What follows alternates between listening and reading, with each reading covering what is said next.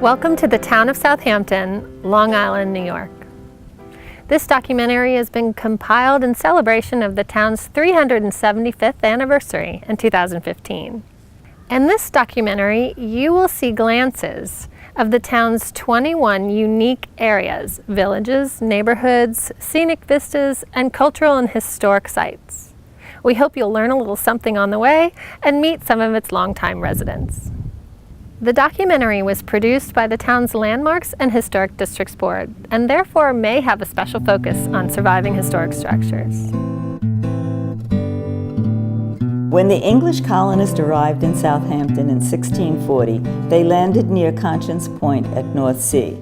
They left Lynn, Massachusetts, seeking religious tolerance and their own land for farming. They were greeted by the Shinnecock, who guided them southward through a path in the woods, which is now known as North Sea Road, to an area we refer to now as Old Town. The Shinnecock helped the new settlers plant corn and farm in order to survive the coming winter. Chief Noindawa would not have to share his encampments with its coves and bays stocked with fish and mollusks and woods abundant for hunting. Today we continue to protect the pristine land the Shinnecock and the first settlers valued 375 years ago. Through community efforts, hundreds of acres are preserved and protected for future generations to enjoy.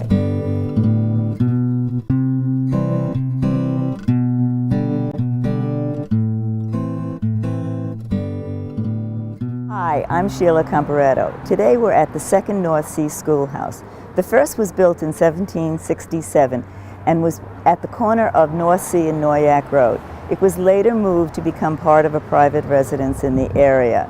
This building, built in 1909, is in the process of becoming a Southampton town landmark. The residents are so pleased. The schoolhouse now houses the North Sea Community Association and is the site of many events throughout the year.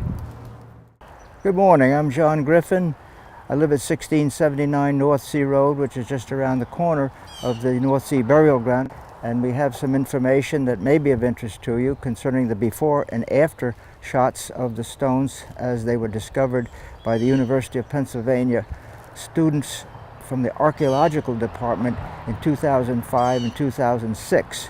In conjunction with the town of Southampton, they surveyed all of the 10 historic burial grounds that the town owns and maintains, and this is one of them. And this was the first one that's been practically all restored. We're now approaching the maintenance phase, and in the survey, the sheets that they have for each grave shows what they found back in 2005 and 2006. I actually got started working on this particular plot, the Rose Elliston plot. Joshua Edward Elliston is my maternal great uncle who married Emma Rose, and I got finished with that in 2006, shortly after the survey was completed by the University of Pennsylvania people. We really got started in earnest in 2009 with a ceremony that established the project as a stewardship agreement with the town and the Southampton Historical Museum. 5 years later, the end of 2014, the perimeter fence was put in, and the completion of the project is just about there. There's some more things to do that are cosmetic, but now we're in the maintenance phase.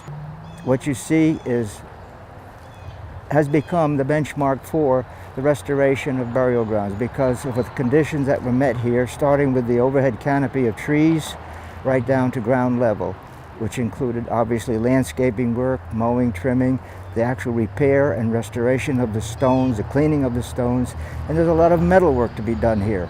That was all taken apart and repainted and put back. We're very proud of this, and I hope this is entertaining and informative to you and will motivate you to get involved with the restoration of our historic burial grounds. This is our history. These folks went before. We owe them what we have today. Thank you very much. Well, when I was a child, we could sit on our front porch and people would drive by, seldom, it's not like now, and we'd wave and we knew them. Nowadays, you just don't know people going by when I'm over back where I lived then. I think just the The isolation.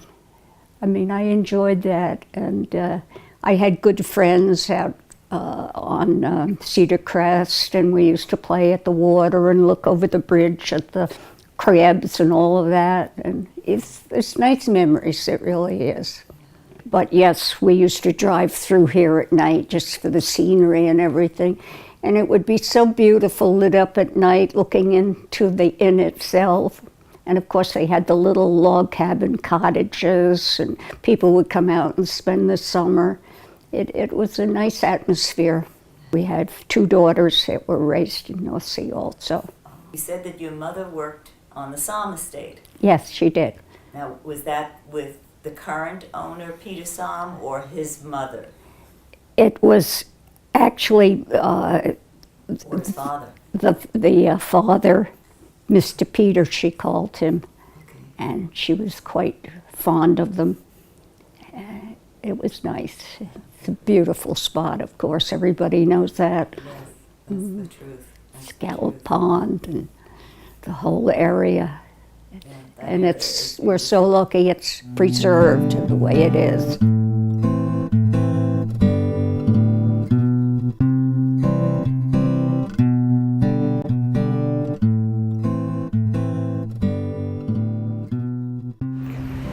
The village of Sag Harbor, which is divided in half between the towns of Southampton and East Hampton, has over 500 surviving historic properties just in the Southampton side alone. These structures, along with those abundant on the East Hampton side, are concentrated within 2 square miles and all surround its well-known port dating back to the 1700s. One of the oldest houses in Sag Harbor Village is the Captain David Hand House behind me. It was built sometime between the late 1600s and the early 1700s and was moved 3 times before settling in its current location in 1840. David Hand had been a prisoner of war at least 5 times before reaching the age of 20 and managed to escape. He then served on private ships commissioned by the government in war times and again was captured and again escaped. Author James Fenimore Cooper, who came to Sag Harbor Village in order to make money in whaling, was so taken with the personality of Captain David Hand that he based a character on him called Natty Bumppo, included in at least 3 of his novels. Captain David Hand lived to the age of 81 and was predeceased by not 1 but 5 wives, who are all buried next to him in nearby Oakland Cemetery. The earliest records we have of whaling out of Sag Harbor are in the 1760s, when several ships were sent up northwards to the coast of Labrador. And they were small ships, they were sloops, and they didn't come back with very much oil, but it was enough to get the industry going, to prime the pump, as it were. But unfortunately, the American Revolution came along not too long after that. And of course, Sag Harbor was often garrisoned by British or Loyalist troops, so whaling industry and all other industry came to an end during the American Revolution. It was impossible to send ships out. They would have just been taken by the British Navy, which was often in Gardner's Bay nearby. After the American Revolution, it was the Gardner brothers who sent out the first ship called the Hope, which sadly was rather hopeless. They only came back with about 30 barrels of oil, which of course meant an economic disaster. And as far as we can tell, the Gardner brothers left the business and never had anything else to do with whaling. It became a question of who would start the industry again out of Sag Harbor. And it was 2 men who stepped up to the plate, Benjamin Hunting and Stephen Howell. In order to understand the uniqueness of Sag Harbor, you must understand the role of whaling in its history. Whaling was the yeast that provided the rising of Sag Harbor. This is the Benjamin Hunting house. It was built by Benjamin Hunting II. His father was the founder of the hunting whaling fortunes in Sag Harbor right after the American Revolution. They fished off the banks of Brazil, and it was a huge success. The ship was the Lucy. It was named after Benjamin Hunting's daughter. The French house, ironically, was built by Howell, the Howell family, who were the partners of the Huntings. They built the house in 1830, but the house was bought in 1860 by the French family. Prior to the first Great Fire, that fire in 1817, most of the ships in Sag Harbor were owned by individual families or perhaps a business concern of just a handful of men. But in 1818, a new system was developed by one of the local agents named Luther D. Cook and his business partner. And they realized that they could sell shares in ships just as if it was a company. And anybody would be allowed to buy a share in this ship and therefore share in the wealth that the ship brought back. These were known as company ships. And everybody could buy stock, not just the rich families. It would be the blacksmiths, it would be the farmers, it would be the sail makers, it would be the coopers and the boat builders who now had an active interest in these voyages and an active economic interest. When the ships came home full of oil, they too were reaping the bonanza. The last sailing ship out of Sag Harbor was the brig Myra, and she sailed in 1871 and never returned home. She was condemned in Barbados in 1874. And that, for Sag Harbor, was the end of the whaling industry.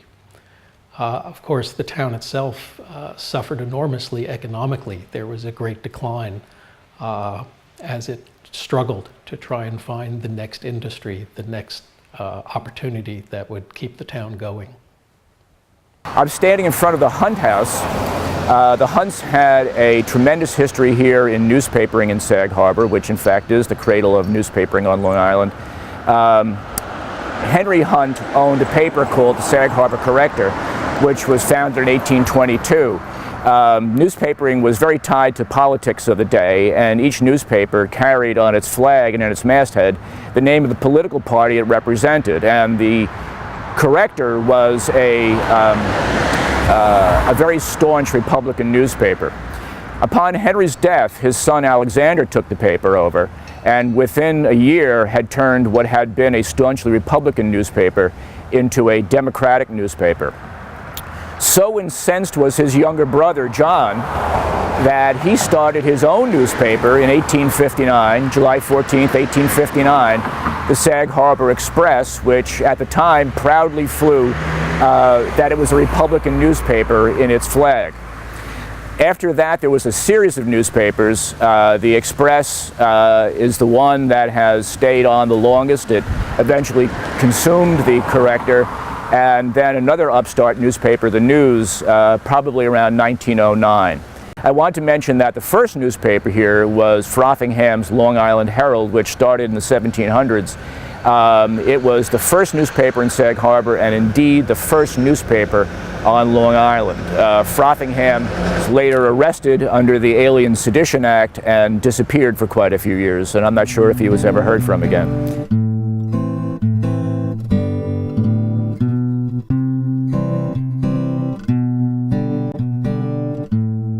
North Haven wasn't always called North Haven. It was Hog Neck pre-1842, but at the time the citizens, residents of Hog Neck were looking for a name more pleasing to modern ears, so they chose the name North Haven.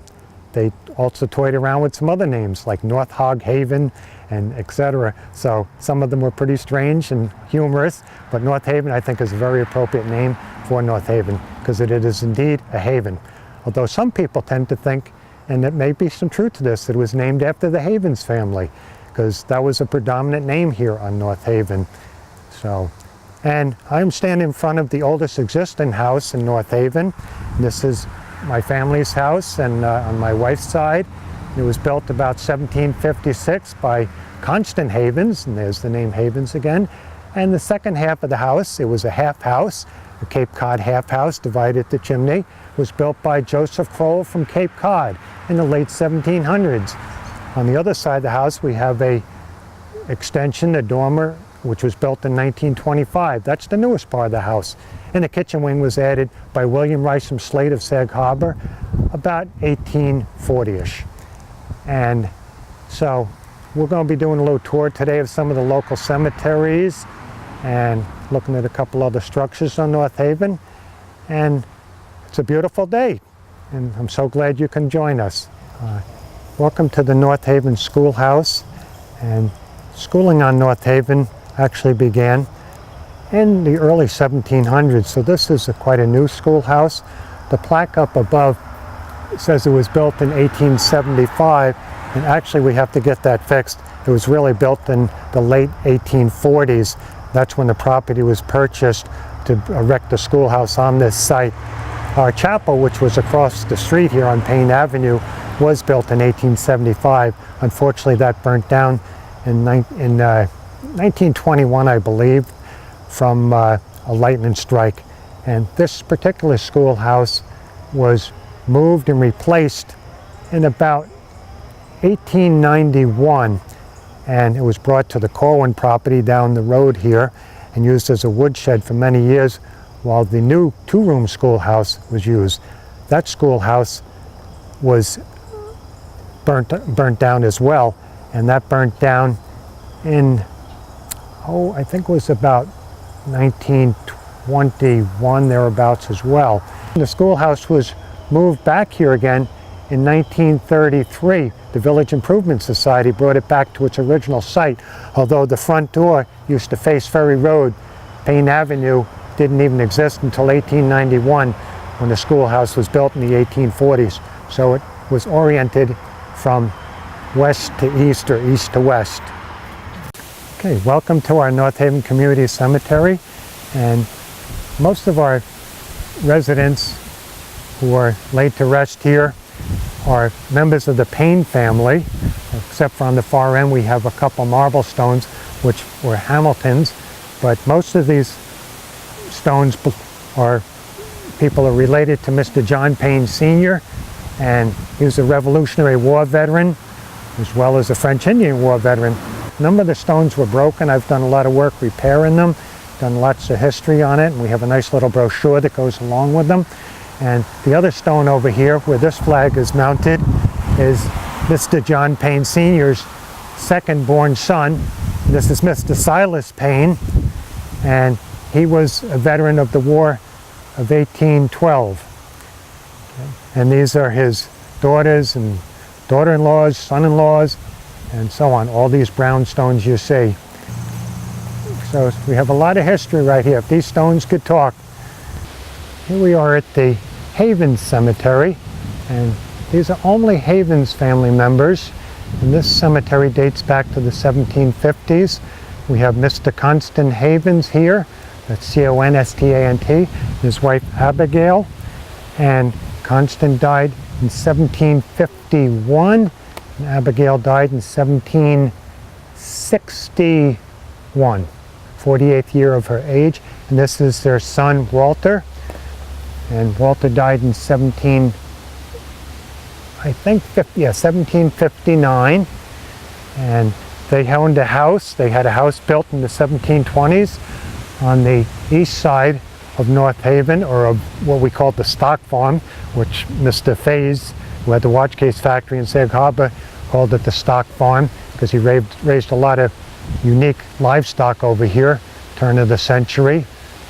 Late 1800s, early 1900s, I'm referring to.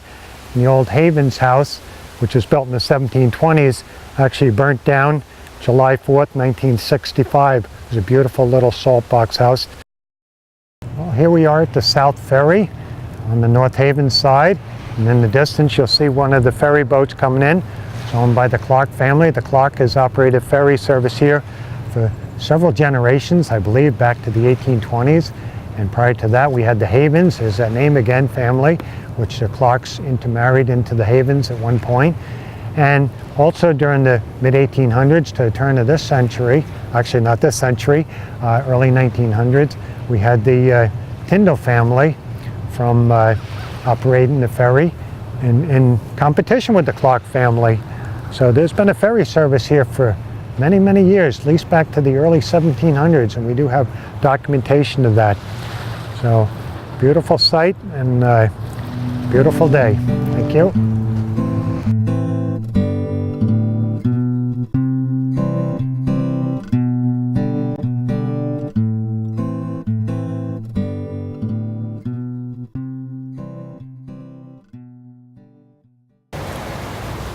We're here today at what is now known as Trout Pond in Noyac, alongside the busy Noyac Road. Trout Pond is a central feature of the Noyac landscape and has been critical in the historical development of the Noyac community. The pond has been the site of settlement for a very long period of time, going back and predating the colonial settlement, having had clans of Native Americans populate around the pond periodically and leaving behind remnants of their life. After the English settlement, the area around the pond was originally developed with a mill and a small dam set up by Obadiah Rogers.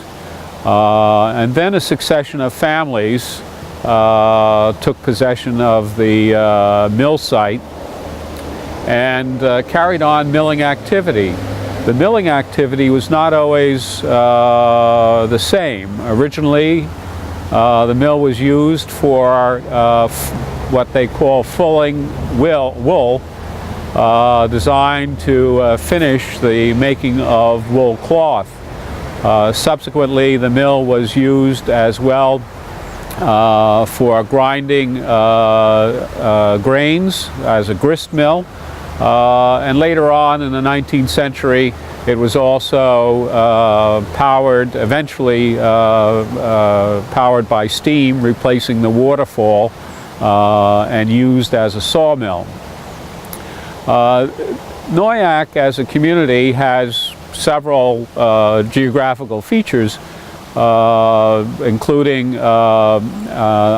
having Jessop's Neck, once also called Farrington's Point and Osborne Neck, and now is the site of the Morton National Wildlife Refuge, and that is also an important feature. But Trout Pond particularly has been the center, if you will, of the eventual commercial and seasonal residential development for which Noyac has become historically known. Its commercial development, its residential and commercial development really intensified under the Eldridge family. Several generations of the Eldridges lived on both sides of the pond and eventually set up a boarding house on the east side of the pond for summer boarders who would come out and become resident during the summers. One of the Eldridge daughters married a very interesting fellow named Henry Chadwick, who is known as the father of baseball and is actually in the Cooperstown Hall of Fame. Henry Chadwick was an Englishman, came to America, was a writer, sports writer, lived in Brooklyn, and he came out in 1873 to summer here, and his daughter Susan fell almost immediately in love with an Eldridge son, and they married. And after that, Chadwick began to buy up property, including buying the mill, which had fallen on hard times in terms of its economics, and buying some of the residential sites, residential lots that were available. And from then on, in the newspapers of America, particularly the Brooklyn Daily Eagle, but also the New York newspapers for which he wrote, he began to incessantly promote Noyac as a summer resort in competition with the more fashionable reputation of the Hamptons on the ocean side of the South Fork. And he brought out and attracted many Brooklynites who settled here, including a publisher of a newspaper for which he wrote, who was also a New York State Senator named William Caldwell. And not far from here is a house on the National Historic Register, the William Caldwell House, built in a magnificent Victorian style that is still preserved. Today, the Trout Pond is, and the area around it is owned by Southampton Town and is a preserved landscape and will serve certainly the future for the history of the Noyak community.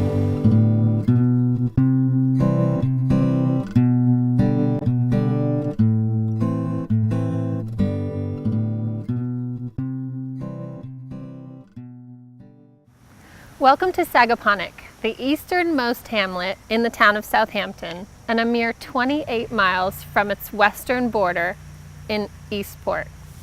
Like all of Southampton's hamlets, Sagaponack is truly unique. Its surviving farms and high concentration of historic buildings help it to retain its historic character while still being a thriving summer community. The name Sagaponack comes from the Shinnecock Indian word for land of potatoes, indicating farming as a thriving industry of the locale, both historically and today. Sag Main Street is the backbone of Sag's nationally registered historic district, which includes a high concentration of surviving historic structures dating from between the late 1600s and the early 1900s. Behind me is the Pearson Albright House, built in 1692 and being the oldest surviving home in Sagaponack. It is a salt box structure, 3 bays wide and 2 stories tall, with a side-facing gable, a timber frame, and a central entry. It is really remarkable that this house has not been altered over all of these years. Barbara Albright is the current owner, and she is very locally known for the great teas she gives. She's planning a tea later today, but she's agreed to speak with us for a few minutes. Well, I first came out here in 1950 when I met my husband and he showed me where the family home was. But the old folks were living here at that time, and we came out and we took care of them during the week and on the weekends. And not until they passed away did we actually move in. And I just tell the stories of what they did and how they lived. Well, during the Revolutionary War, we had the Battle of Long Island, and we lost it. And as you know, the men all left. They went to Sag Harbor, then went on down to New York. And there were only elderly people, mothers and children. And we had an army of occupation. And of course, it was a British officer in charge, Major Corrigan, but he had Hessian soldiers. And they decided how. They came down the street, put a chalk mark on your door as to how many people you were to take in. At that time, it was an elderly couple living in here, and the man actually died during that 8-year occupation. It went from 76 to 83. And they had the right to live in the house, they had the right to use your furniture as firewood, and they could do whatever they wanted with everything. And you had to feed them, and you came last. And they had time on their hands, nothing too much to do. So they did what they call today graffiti. I don't know what they called it then. But they carved on the walls, or they did whatever they wanted. So over the years, in the very beginning when the war ended, in 83, they covered it all up with putty. Then years later, they went around and opened up 2 of them, and we put a little frame around it, and there's one of the Hessian soldier, and one of a boat. It's our history of our country. And we have the school books here too. And the first school was built in 1724, and then we had a school right at the edge of our property here, and that was the second one. That was in 1830, and a great-great-grandfather then, he was afraid that the boys would set it on fire, so he made them pick it up and put it in common land in the middle of the street. There was a triangle. Then later on, that school was moved to a piece of property that our family owned on the corner there, and the school was moved there for a couple of years, and then we built the one we have there now, 1885. This is the Sag School today.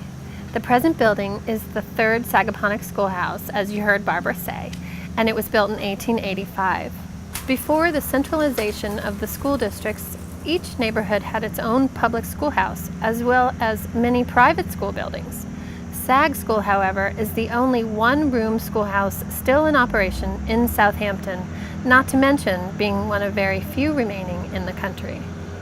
I'm standing in front of a farmhouse, the family farmhouse, built in 1896 by my great-grandfather, John E. White, a farmer here in Sagaponack. That relative who built this homestead was related to one of the earliest settlers here in Sagaponack. His name was Reverend Ebenezer White. He was a graduate of the first divinity school class in Harvard and moved to Bridgehampton as his first calling in 1695. He served that parish for 53 years and came back to Sagaponack and resided there for another 15 before he passed. The Sag General Store was built in 1878 by Thaddeus S. Edwards as a store and post office. 20 years later, the Hildreth family purchased the store and operated it for the next 90 years or so. It sold everything and anything and is still in operation alongside the post office today. It remains a very popular spot in the summer season and year-round as people gather to get their mail.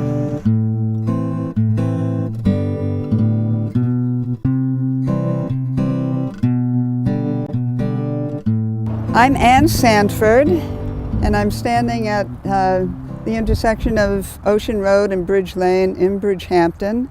And this is a famous area for me and my family because the house behind me is the Sanford homestead, which was built in 1680 by Ezekiel Sanford, whose family came into Massachusetts in 1632.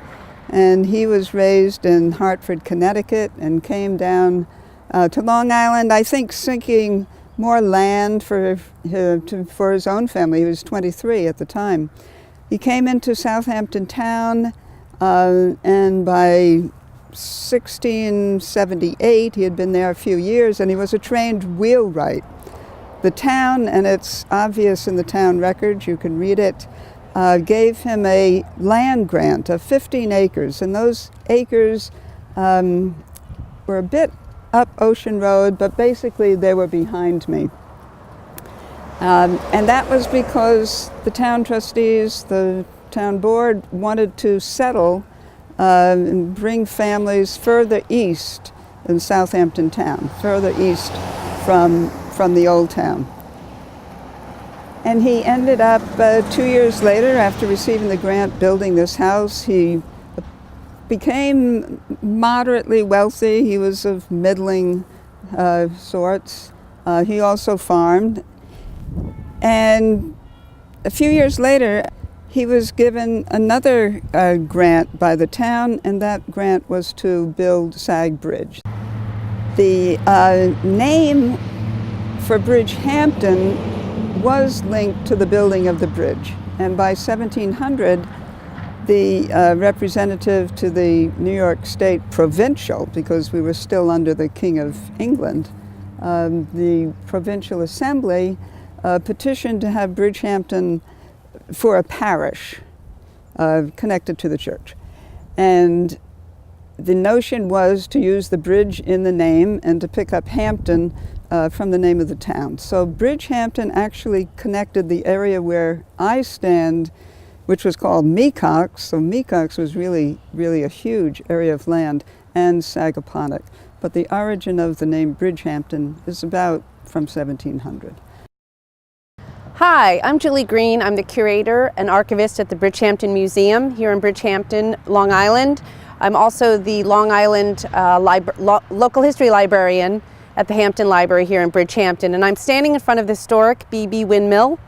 It's one of 11 standing on Long Island today. It was built in 1820 in Sag Harbor for Captain Lester Bibi by Mr. Tabor and Mr. Skellinger, and it was Captain Bibi died in 1835, and it was left to his son and heirs, and in 1836 Judge Abraham Topping Rose who lived here in Bridgehampton up at the Bull's Head.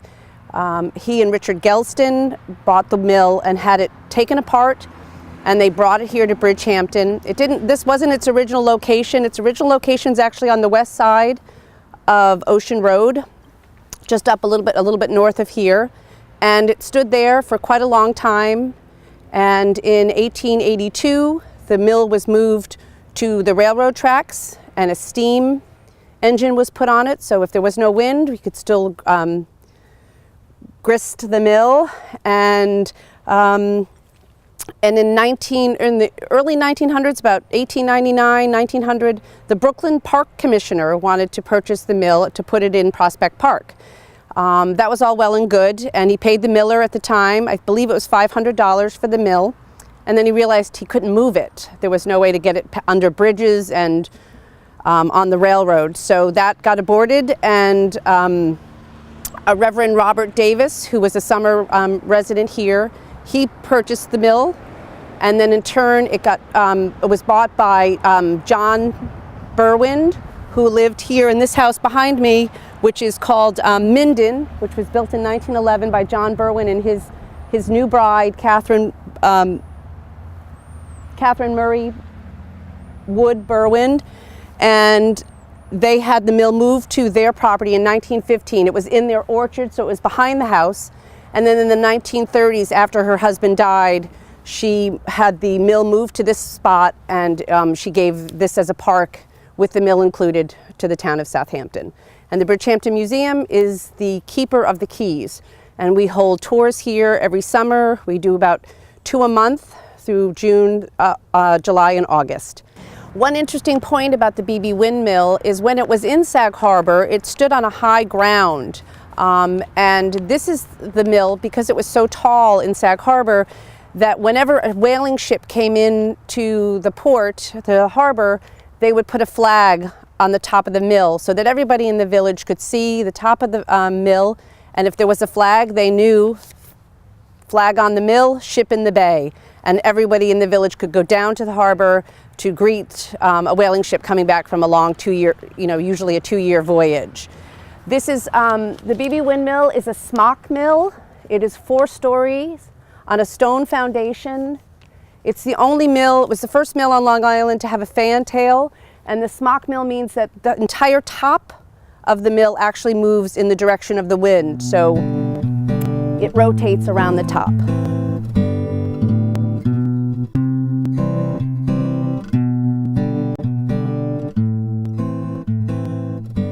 I'm Tom Halsey. I've lived here in Watermill all my life. My family has lived in Watermill for 11 generations, and it's the best place in the world to live. I wouldn't want to live anywhere else. I've been asked to say a few things about what I have heard from my family over the generations about what Watermill was like. The original settlers of Watermill were ancestors or were descendants from England. They were farmers, and they were good farmers.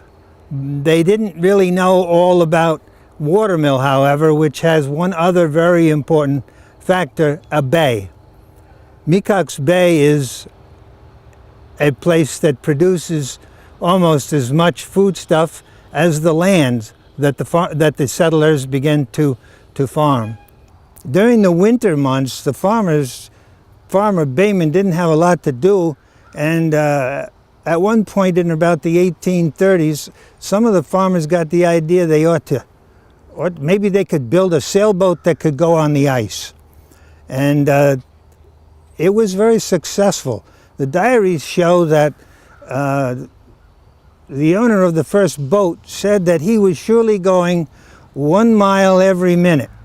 And that added really a great deal of interest, and another boat was built. And then, of course, the same thing happened with the ice boats that happened with the sailboats. Competition was on the front burner. However, ice boating was usually a year-round sport, a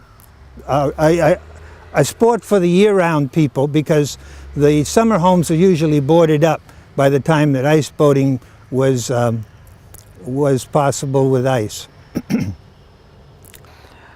Around the 1960s, potato farming was king on eastern Long Island. But as the development pressure started to increase and land values were increasing, potato farming started to decline a little bit in popularity. The second home community was expanding. People were coming out here. Farmland was disappearing to subdivisions. The preservation effort helped a lot to preserve a lot of this acreage that is still being cultivated today. Preservation effort has changed drastically over the years and changed from just trying to preserve open space to trying to preserve viable farming operations that exist today. As potato farming started to decline, the diversified agriculture that was here in the late 1800s started to expand again. Farms changed from strictly potatoes to potato and vegetable operations, potato and greenhouse operations. In the early 80s, our farm switched from being potatoes to primarily a greenhouse operation growing annual plants for the second home community to decorate their new estates and new houses. And as our business evolved, we also got into growing vegetables. And today, our farm is very diversified and operates a greenhouse operation in the spring, retail vegetable sales all during the summer and early fall, and we also grow a little bit of nursery stock. The Watermill Museum is a landmark here in Watermill, and it consists of 3 buildings. The actual grist mill building itself, which dates back to 1644, the Benedict potting shed, and also the Uncle Fred's workshop. This building was built by Edward Howell. He came here in 1640 as a settler, as a colonist, and he was able to acquire a 100-acre mill pond. And when he did, he dammed it, and after he dammed it, he built this mill so that the colonists would have food to eat through the winters, and also animal grain, which they needed to have. We're the only village with a functioning, we think we're the only village in America that has a functioning watermill and windmill, one powered by water, one powered by wind, and they are within a quarter of a mile of each other right here in this hamlet of Watermill. The reason why Edward Howell chose this spot in 1640 is because it has 7 ponds which feed down into Mecox Bay and then down into the ocean. With the water flowing in that direction, it's the perfect place to put a water-powered mill. Very often what would happen back in colonial times is the authorities would call for able-bodied men to come with 2 horses and a yoke to clear what they call the seapoos, open the seapoos. And that is it's the Indian name for little river. And that is so that if the water was not flowing enough, this was a way to get the water to flow stronger so that the mill could grind the grain for the people and the colonists that were living there at that time. Hi, I'm Charlie Corwith. The windmill you're seeing behind me belonged to my great-great-great-great-grandfather, who purchased the windmill in 1812 in North Haven, Sag Harbor, and disassembled it and moved it to Watermill, and it began to grind grain in 1814. It's been destroyed a couple times by hurricanes. You saw the 38 hurricane took the top right off it. It was laying over the green. It was totally rebuilt, mostly by community labor, in 1987 with the help of Jim Cricker, a millwright from upstate New York, who oversaw the operation. When my grandfather moved it, great-great-great-great-grandfather moved it here, he converted it from a single head mill to a 2-head mill. Inside the mill, there's 2 sets of grinding stones. They used to have to grind corn and stop and clean everything out and switch over to grind wheat. And with the 2 heads, they simply move the gearing inside to drive one head or the other. You don't have to stop and clean the mill out. It's on both the state and national registers of historic places. It's maintained by the Village Improvement Association. It is owned by the Village Improvement Association, the green is. It's a labor of love to keep it in the condition it's in. Recently, the rotted tail shaft was replaced by my first cousin, Ricky Muller, who did all the work on it. The Watermill Green is also known for its flagpole, which is a 110-foot pole that came off a ship that ran aground near Mecox and Flying Point. And they salvaged the mast and put it up here to be the flagpole for the center of the community. And we also have the old millstones here with the memorial plaques to all the soldiers that served from Watermill. And my family has names on all three of them. So we've been here a long time. My name is Paul Corwith. I am the third generation to be farming in this area. Previous to that, the family ran the windmill and kept a general store in downtown Watermill. In 1907, my grandfather had a few chickens in his backyard and decided he'd rather be a farmer than run a general store. So he sold the store and the house to the Jennings family and bought property on head of the pond from the Forster family and from the Benedict family and started farming. In the background is some of the potato farm. Actually, this property we're standing on used to belong to the Diamond family. Ed Diamond was a potato farmer and he inherited it from his father, who was also a farmer. Times change, economic things change, real estate changes. When the real estate agents come along and offer you 75 years ago, it was $1,000 an acre for real estate, and today it's considerably more than that. The farmer is tempted to build houses or sell the property and have houses built instead of continue to farm. The Peconic Land Trust is probably one of the greatest things that ever happened to the South Fork, and John V.N. Halsey is an outstanding individual who I consider did more for agriculture on the East End than anybody I know of. He has preserved real estate, and Southampton town and the county, with their program of buying the development rights for property, is what has saved the agriculture on Long Island, on the East End anyway, on the South Fork I should say. Watermill has changed to the point that when I was growing up in a family of 4, we used to have a World Almanac, and I remember looking up and seeing that Southampton had a population of 3,000 people and Watermill had a population of 336 people. And now today I have to wait for 336 cars to go by while I go across the street to get my mail. I'm Tim Marin. I live on Cobb Road. We moved to Watermill when I was 9 years old in 1950. My mom and dad purchased a piece of property at a public auction on Cobb Road. They couldn't sell the big estates at that time, hence the auction. My dad had lived in hayground all his life, and we became instantly active in the community. In 1952, the Watermill Community Club was founded as a sponsor for the first Little League group out here on the East End. And then this land became available. My father knew the owner of the property who lived out in Hawaii, and they were successful in purchasing the property. About 6 or 7 families got together, bought the property, donated the backland, which is what the park is here, to the community, and kept the frontage kind of to offset their investment.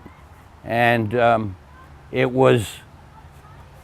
we started from that, and we built all of these fields with all donated labor and machinery and equipment. The farmers were extremely active in the project. That's kind of a brief history of the field. It's provided us with a tremendous number of opportunities for our children and children from other communities to have a safe place to play. On Montauk Highway, we have the Watermill Community House. Beautiful old building that was built in the late 1800s as a chapel. There was no church in Watermill, so they built the chapel, and that was the church for many, many years here in Watermill. I played on the first Little League team in 1952. I've stayed active in the community ever since. I've been a trustee for I can't even tell you how many years. And it really epitomizes to me what a community is about. It's been a great place to grow old. It's been a great place to raise my family and to be raised here in the community. And I attribute that to all of the organizations that are part of this community. Good afternoon. My name is Bill. This is the Green Thumb Family Farm. This is our dad, Raymond and Peachy. They started this farm stand in about 1963. We have their four children here, Joanne, Larry, and Patty over here, and some of their children. We have 3 generations involved in the farm now. We've been doing the farm stand over 50 years. We're located in Watermill, Long Island, and we've been here since our farm has been in our family since 1700. Once we started the farm stand, we were conventional vegetable growers, and then around 1976, the 4 children decided that we wanted to move into organics. After the humanistic movements of the 1960s and early 70s, we decided organic was the way to go. So with support from our mom and dad, Peachy and Ray, we took the farm organic. We became certified organic in 1990. We also have started another farm stand with the next generation down in Hayground. I'm John Halsey, John L. Halsey. This is our daughter Jennifer on my left, Amy on my right. We're on our family farm in Mecox, close to Hayground. We've been here for 12 generations, and the 13th is currently asleep, taking a nap, or in first grade. The history of this farm is no different than the history of Long Island. It's a history of change. And the farmers that are still here have adapted to the retail marketing strategy for farming. There are still a few wholesale farmers, but nothing like it was in the 40s and 50s.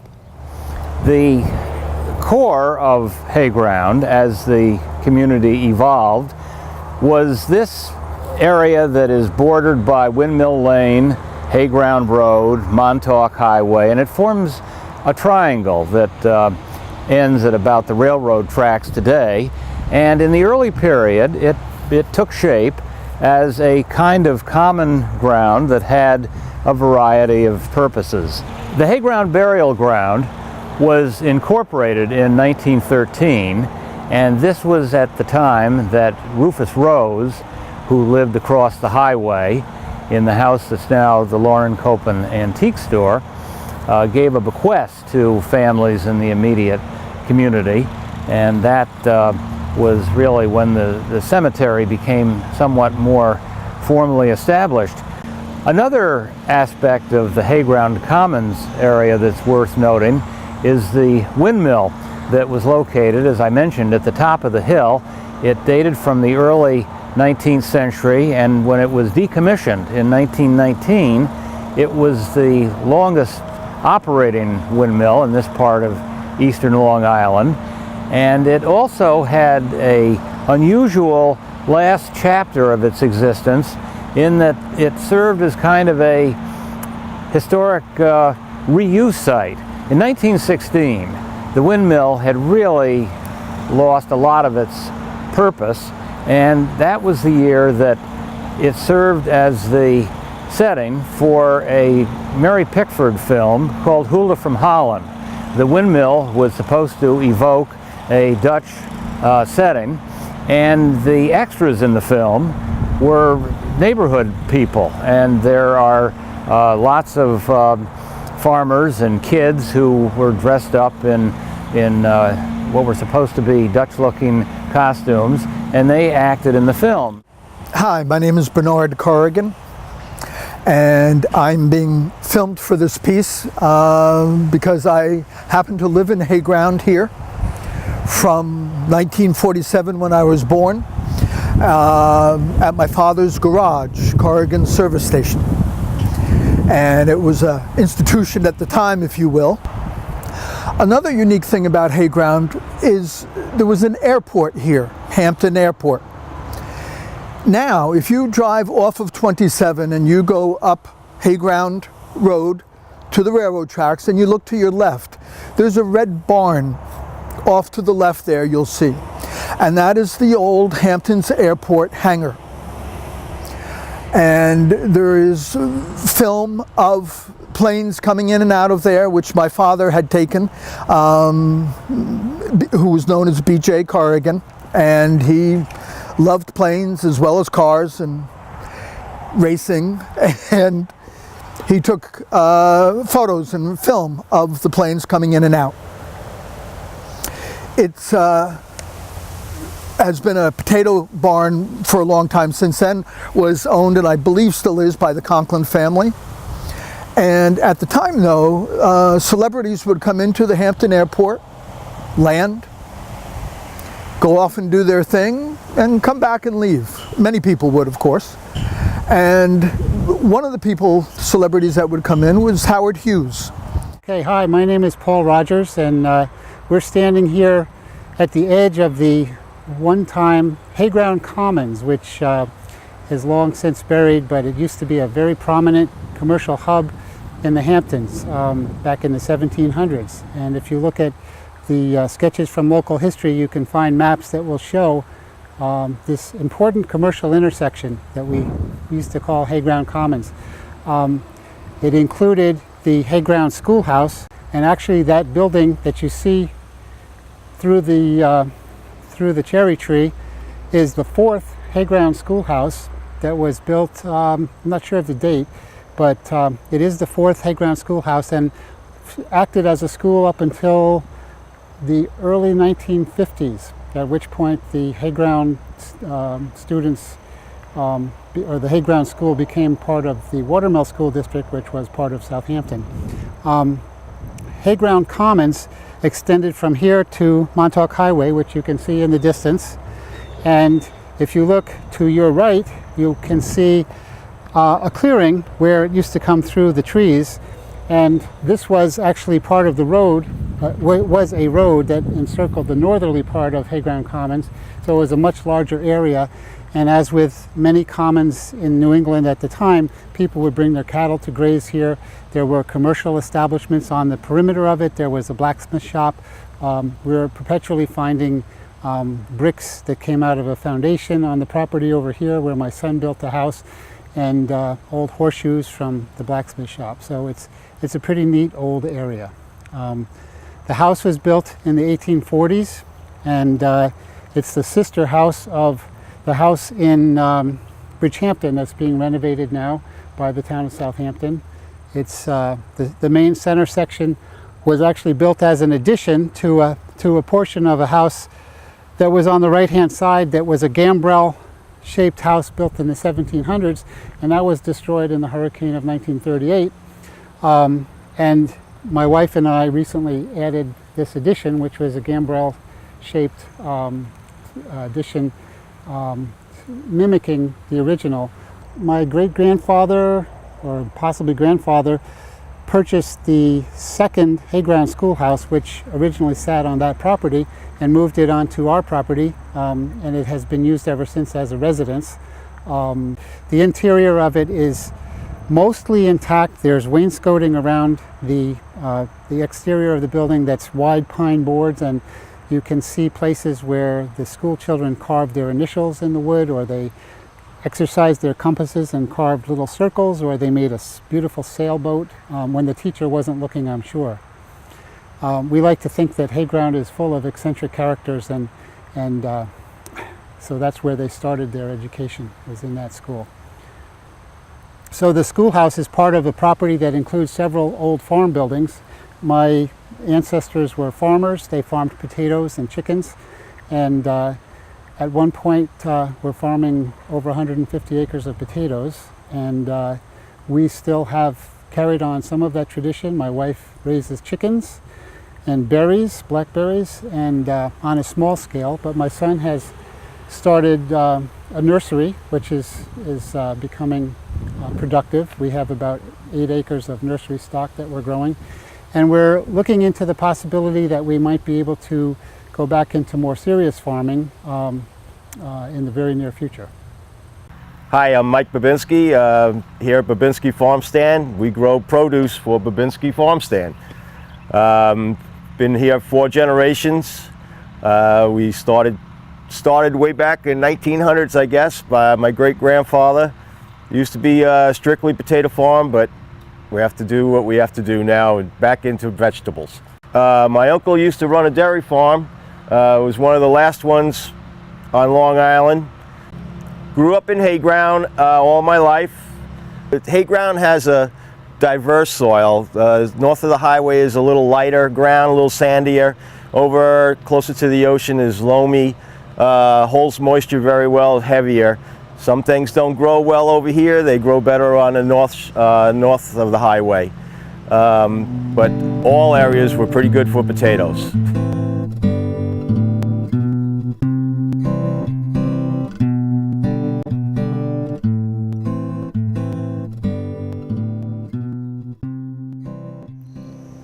Welcome to Southampton Village.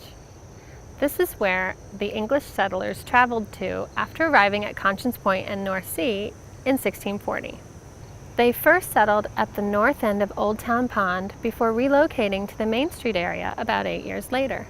Southampton Village was incorporated in 1894, well into the development of its summer colony, which resulted in a lot of historic structures being built. Today, notwithstanding strong developmental pressures, Southampton Village still has a high concentration of these architectural treasures, dating from the late 1600s to the 1980s, and designed by such notable architects as McKim Mead and White and Norman Jaffe. The Thomas Halsey Jr. House was built about 1680 for the son of one of Southampton's earliest English settlers. It is a 2-story salt box with a center entrance, diamond-paned leaded glass windows, a large central brick fireplace, and cedar shingle siding with large exposures. It is said that the home originally faced south, but was turned to face the street, enlarged and renovated, but that would have happened well before the turn of the 20th century. Following the trend of naming one's summer cottage, the Peabodys named the Thomas Halsey Jr. House Hollyhocks. In 1952, the Society changed its name to the Southampton Historical Museum when they leased their first permanent home from the village, the Rogers Mansion on Meeting House Lane. In 1958, they purchased the Thomas Halsey Jr. House from the heirs of the Peabodys. In 2003, a 4-year-long restoration of the house was completed, ensuring its survival for many more generations. The Southampton Historical Museum opens the house in the warmer months, offering the public a rare and enjoyable view of Southampton during colonial times. My name is Penelope Wright. I grew up in Southampton, and I am sitting in front of Hildreth's, which is one of Southampton's oldest stores, if not its oldest. Hildreth's, Herrick's, Corwin's is very old. And when I was a kid, we used to come to Hildreth's to buy all of our patterns and all of our fabric for my mother to make most of our clothes. So actually, this section right here was full of every pattern you can imagine, and we would always weigh in on what our dresses might want to look like, and then my mother would make them for us. And since we had 4 girls who were, well, there were 6 of us, but 4 roughly the same age, well, 3 roughly the same age, we would very often have identical outfits. And we didn't have a lot of clothes, so we tended to remember the clothes that we did have. Like, we had skirts that we called our movie skirts because we were allowed to go to the movies once. And we wore the skirts. And so we sort of all remembered our clothing from our childhood. And one year my mom made us quilts out of remnants of all those pieces of fabric. And of course we could identify every one. So we loved Hildreth. And way a long time ago, as some of you know, Hildreth was also selling cheese and crackers and many things. It was sort of a grocery store. When we were young, the north side part of the store had clothing for men. And so we loved Hildreth. We still do. It was great growing up well, we grew up sort of on Main Street, down the way a bit, but when we were young, in the 50s, if we came into the village, we tended to know everyone we saw. If we saw someone who was unfamiliar, we took notice of that. So it was quite a different place from what it is today. One of the places we loved to go to the most was Corwith's, which was a pharmacy. And the building is still there, and it's on the northwest corner of Main Street and Job's Lane. And it was a pharmacy, Corwith's Pharmacy. But in addition to selling pharmacy products and beauty products, there was a soda fountain that was a favorite place of everyone we knew. And in these village shops and pharmacies, the same people tended to work there for a very long time. So we knew the guy who delivered things from the pharmacy. We knew the woman who worked behind the counter. And the best thing that we could look forward to, well, there were two things. One was having a hot fudge sundae in a cold metal cup with really good hot fudge poured on it. And the other was that we would go to our dentist, who had an office upstairs, and after our dentist visit, he would give a prescription for an ice cream cone. He was smart. He knew where the business came from. And it was a great treat for us, so it was win-win. And we would go down and cash in our little prescription and have an ice cream cone. Hi, my name is Brenda Simmons, and presently I am the director of the Southampton African American Museum and also the assistant to Mayor Epley in the village of Southampton. I grew up here in the wonderful village of Southampton, let's say close to 60 years ago, we'll say. And it was an interesting and exciting childhood I had. I had a beautiful family. I had 5 other siblings. And we grew up about 2 or 3 blocks away from here on Halsey Avenue. We had snowball fights, and we had a penny candy store next door to us. We had Arts Market down the road where they had the best heroes, and they had ice cream sandwiches. I mean, it was just such a wonderful childhood. But growing up here with my children, I always want to expose them to the culture. And generally, I would always have to bring them into the city because there's really not a lot of African American community of culture here. There's a lot of community here, but not a lot of the culture here. So I would have to really take them into the city where a lot of my relatives lived. So later on, I decided that, you know, we have a community, a black community here on Hillcrest, and that's where the museum is, the Southampton African American Museum is, and it's Wynwood Way and Miller Road. That's the African American community, which is a couple of blocks from here. And I moved there from Halsey Avenue. I was born and raised on Halsey Avenue, which is on this side of it, but after I got married and had my children, I moved and had built a house on Miller Road. And at that time, it was just such endearing, you know, it was that kind of community back then where if you ran out of bread, or if you ran out of sugar or flour, you can go knock on next door neighbor's door and they had the bread for you, or they had a cup of sugar for you, or they came by and they brought you cookies. I mean, it was such a wonderful, what you call a community back then when I grew up. And I just really loved it, and I really do miss that, you know, and I'm really hoping and trying to see if we can bring that back. But unfortunately, a lot of things change. As we know, things change. And right now, as I was saying, we have the African American Community Museum that's on 245 North Sea Road. And we want to establish that that was back in the 40s was a juke joint and a gathering place for the black community many years ago. And also a barber shop and a beauty parlor there. And my Aunt Evelyn Baxter, which I want to give her props, she was a beautician there. And my aunt was one of those special people who really taught us as young ladies how to be a lady. She taught us how to sit and how to walk and how to present ourselves as ladies. And a lot of the young women my age now remember her that way. And also, you know, we like to preserve the history. Right now I'm actually standing by Pierce Concert's gravesite here, and we have fought to struggle to save his homestead, and unfortunately we went through some changes with that, and we're going to get updated with that, where we believe that the house will be preserved, hopefully, and we'll still be able to you know, acknowledge and save his legacy.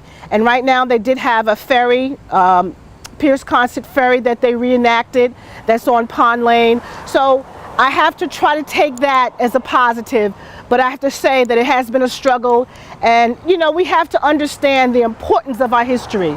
And I think that's something that Southampton Village right now is struggling through, is preserving our history. So I have grown up here, I love it here, I go on vacation, I do my thing, but I have a heart for this community, and I love the village of Southampton. Thank you. Not to be confused with the town of Tuckahoe in upstate New York, the hamlet of Tuckahoe in Southampton is east of Shinnecock Canal, west of North Sea, and is about 4.5 square miles in size. It was named by the Native Americans after a plant with edible roots, which we now know today as Jack in the Pulpit. And that name, Tuckahoe, unlike other hamlets, has remained unchanged ever since. Tuckahoe is very scenic and remains less developed than some of Southampton's other hamlets. It is heavily wooded and lies along the Peconic Bay to the north, which provides for many breathtaking and scenic views. Tuckahoe has 4 golf courses: the Southampton Golf Club, the Sagaponack Golf Club, the National Golf Links of America, and the Shinnecock Golf Club just behind me.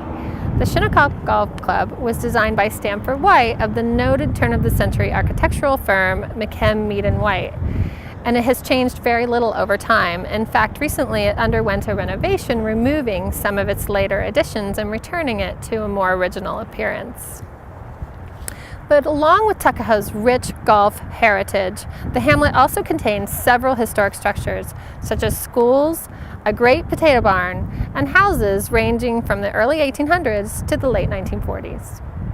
The potato barn behind me is purportedly one of the largest surviving potato barns in Suffolk County. It's referred to as the Roscoe Barn, but was built prior to that family's ownership, probably in the 1920s. Today, it's a storage facility for a home furnishings company, but despite its wear and tear, remains one of Southampton's most favorite agricultural buildings. Harry White there, he's standing on the beach here from down the road down here. You know, yeah, he's one of them. Picture. And I'm by the boat. My father's helping me. My brother's in the bow, and old Pete, he's in the bow, rowing on one of oars. That's all we ever do. We go cod fishing all winter long. I loved it. Did your daughters ever watch you go fishing or go on the boat with you? Oh yeah, I took Marin with me. Oh yeah. They went out on the boat with they helped me. Yeah. That's great. Yeah. Yep. Oh yeah. They learned how to fish. Yep. From their dad. Yeah. Well. And they probably were helpful when they got old enough. They were. Oh sure. Yeah. I used to take her years ago. We used to go after eels during the night. You know. She complained the eels were running around on our eggs there. Yeah. I go during the winter time when it froze up like this, take my spear, go down there, I spear a couple bushel of eels. You know, I come home. Through the ice? Yep. Oh, I wish I had pictures of that. That's fantastic. And I come home and I fillet them all up, cut them up, you know, and I put them in, tie them up in packages, £1 and £2 packages. Yeah. You know, I never could get enough of the town, and people just loved it, you know. Yeah. I'd go from house to house. And sell your fish. Yeah. Isn't that fantastic? My father, when I was a kid in East Hampton, and I'm against it. We peddled fish every week, end of the week. Your father was a fisherman also. Oh, yeah. Yes. Fishing farmers. That's all we had. His brothers. Yeah. So all My your brother's down here now. Yeah, they all got traps set and everything, you know. Oh, that's fantastic. Yeah. This hamlet's history is unique in that it is most closely associated with the town's Native American heritage. In 1703, the Shinnecocks negotiated a lease giving the town's early settlers all of the land between Southampton Village and Canoe Place, totaling 3,600 acres. In 1859, the Shinnecocks were deeded Shinnecock Neck, where the reservation is today. Hakame. Now you're speaking our language, and when you say Shinnecock and Peconic and Ronkonkoma, Patchogue, Cliog, you're speaking our language. It's a beautiful ancient language which we appreciate and are still using, and our children often reflect the names, in their names, the language of the Shinnecock people. And this is what we have built the Shinnecock Museum to do, is to preserve that history. One of the best ways of showing it has been the artistry of David Bun Martin, who is here this morning to welcome you and has a very wonderful talent. So I always say that we knew he was talented when he was a teenager and went off to college. And he got a degree in art and he came back and he still is an artist. Only he was an educated artist. And he never lost his love for Shinnecock and our beautiful history, and he has filled the museum with murals of his work. And I'd like everybody to know David Bun Martin. Would you like to say something? Thank you very much. Yeah. Welcome everybody to our museum. It's an honor to be with everybody today, and to be with Mrs. Hale, the president of our board of directors, and with Becky on our Cultural Resources Committee for the tribe. And we're very proud of our museum. As you know, we have 10,000 years or more of history here on Long Island. And one of the things that we like to do here is to share some of that history with everybody, and to reinvigorate some of that history for all concerned, you know, our own people, and then to share those things with our surrounding communities. And it's been a great joy to do that. And so we have one of the finest museums of Native American culture probably in the northeast of the northeastern part of the country.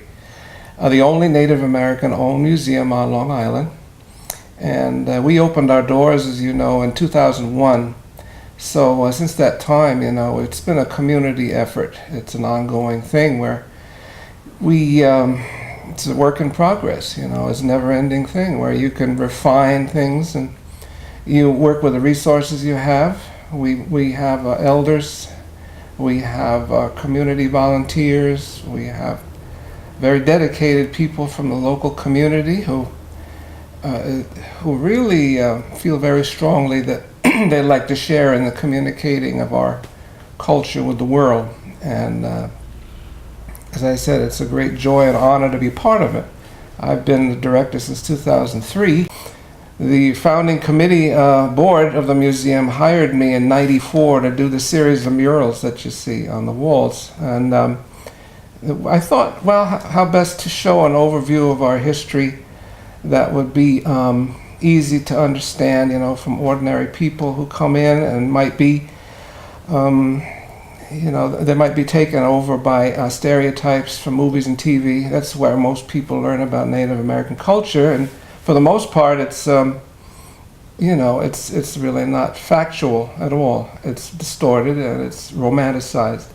So came up with the idea of a walk with the people, which is our main exhibition. That's been here since we started. So since I'm an artist, I came up with doing some murals, you know, which you can, when we first started, all we had basically were pictures on the walls. And we have 6 cultural phases of our history. It's been a joy to put it all together. And then we have a wonderful staff, a committee, a board of directors. It's second to none, that is so supportive. And their number one interest and is keeping being stewards of the culture, really, you know, for the tribe. You know, the culture, the past couple of years we had a wonderful grant, and we've brought back some very ancient activities, very ancient skills and arts of our people, such as finger weaving, dugout canoe fabrication. This is something we did from the beginning, thousands of years ago. We brought it back in the last 5 years, you know, from, you might say, dormancy. You never say you really forget something altogether. It's still in the back of your mind, you know. But we brought it forward again. We were able to exercise all these wonderful skills, you know, the finger weaving, twining, very ancient skills that our people did in order to survive. They utilized every single part of nature. You know, nothing was wasted, nothing was destroyed. To me, these are celebrations. David is one of the most awesome people on this reservation, allowing him to bring back our memory, our persistence of memory kind of thing. What's in our DNA? This is our DNA. This is our heritage, our culture. This is everything.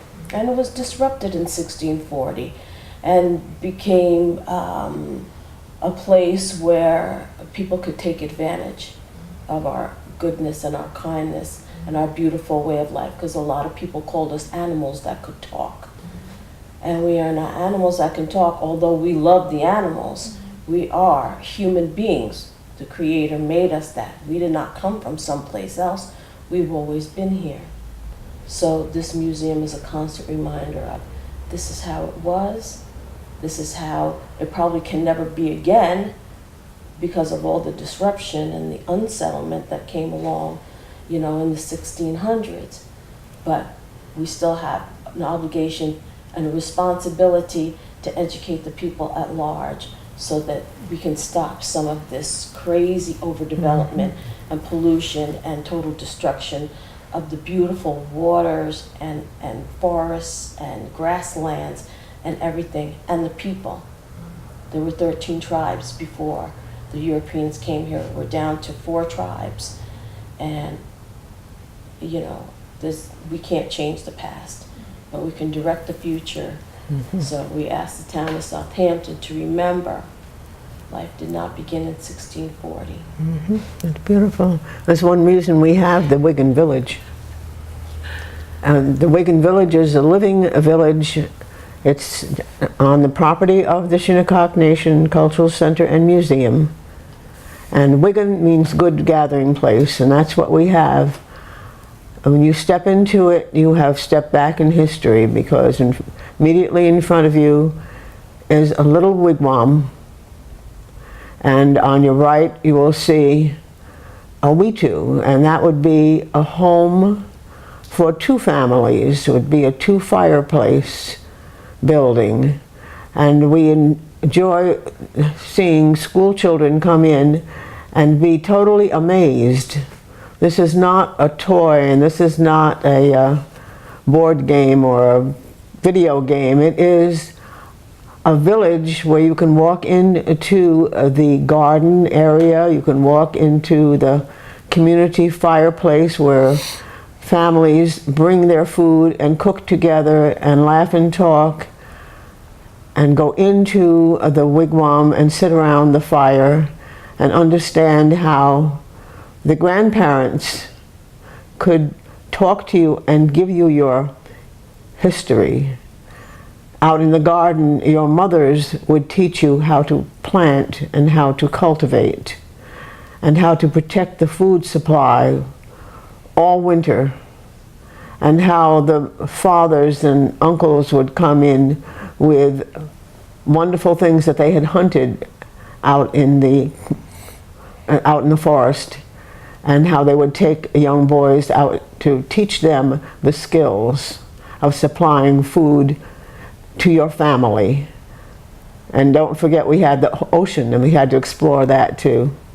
So the Wigan Village brings all these things to life, and we want every school child on Long Island to see the village and to experience that, along with the other things that we have to offer here at the Shinnecock Nation Cultural Center and Museum.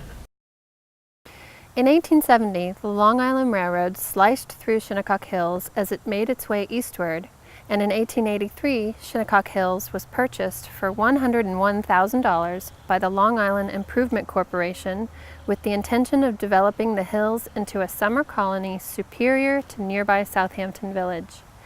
That vision was not realized, but glimpses of it remain in the form of several well-designed historic structures, such as William Merritt Chase's home, designed by McKim, Mead and White, and the Shinnecock Hills train station.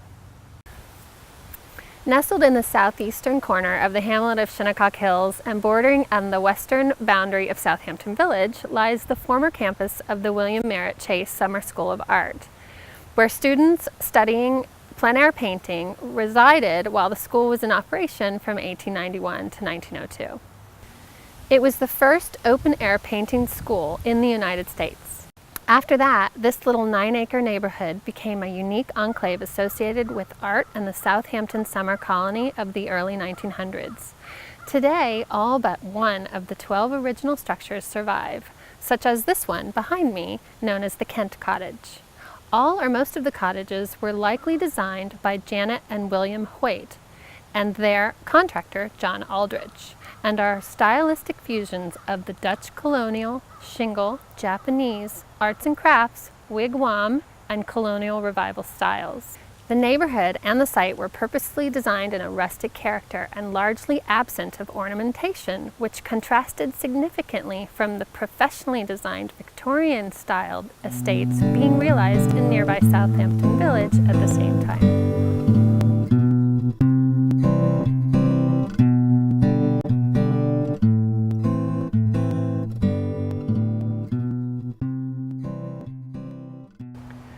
Welcome to Hampton Bays. Originally known as Good Ground, this area of Southampton was settled in 1738 and not renamed until 1922. Before 1738, Hampton Bays was occupied by Native Americans and used by the townspeople for hunting, fishing, harvesting, and grazing. Historically and today, Hampton Bays is comprised of several unique and distinctive communities, such as Ponquag, Rampasture, Springville, Squiretown, Tiana, Newtown, and Red Creek. Hello, I'm Pat Hagen-Tucio, and I'm standing in front of the Prosper King House, which is a landmark in Hampton Bays. I was born and brought up here in Hampton Bays, and it's been an absolutely beautiful place to look back on as your hometown. Hampton Bays was like one big family years ago. You knew everyone, you loved everyone, and you helped everyone. I think we had a much simpler life. We played games like hopscotch, jump rope, and one of our biggest thrills was to go to the canal and go snapper fishing with a bamboo pole. My family has been in Hampton Bays for 7 generations. My father was very active in settling the fire department, the water district, and was a very, very interested member of the American Legion. Hampton Bays is no doubt growing, but I'm hoping we can keep that small town feeling and attitude that has made us a very special piece of Southampton town. I worked on the water all my life. There was always something to do on the water. When something like petered out, there was something else came in afterwards. Like when I was in school, this place was solid full of hard clams. From the reservation up to Patchogue and past. And we got $2 a bushel for chowders and $3 a bushel for little neck clams. So you think that's terrible, but it was good because the people that were carpenters and painters and everybody else got $4 a day. And we could make that in no time. So I thought, what's the use of going to college? I might as well stay here and do this. And we'll get a little set every year and it'll keep going. But the only thing is we didn't get a set every year. So then it went into scalloping. We had plenty of scallops and crabs, blue claw crabs, and steamers. that would keep us going. My ancestors, when they came here, they built big boarding houses for the people who come from the city and come out here. And my great-grandfather had one on the corner there where the road leaves the creek there. And he took gunning parties. He had a big fence there, and he had, those days they could use live stool. So he had geese and ducks right there on the shore. And they could practically hunt all year long because they could shoot snipe at that time. My grandfather hunted so much that he went on an island right across the way here, and they named it after him. It's Lane's Island over there. Well, I was born in Hampton Bays in 1924, and at that time, you know, the town was very young, very few homes in Hampton Bays, and they used to come out on the train on the weekends to the places they stayed out here. Well, my father, he was in the life-saving over at they had a station over on the ocean then, and when they went to work, they had to row across the bay over to the ocean. I don't know, he was in the Coast Guard about 5 or 6 years probably. And there was a lot of shipwrecks in them days. One reason because when they put the lighthouse in Hampton Bays, some of them coming from Europe, of course they had no communication like we have now. And when they seen the lighthouse, they thought it was Montauk Lighthouse. And they ended up on a beach. Welcome to East Quogue. East Quogue was originally settled in 1673 and was known as Fourth Neck. In 1852, its name changed to Atlanticville, and in 1891, its name changed to East Quogue, a name that has stuck ever since. The hamlet is just under 9 square miles, and more than 150 original historic structures still survive.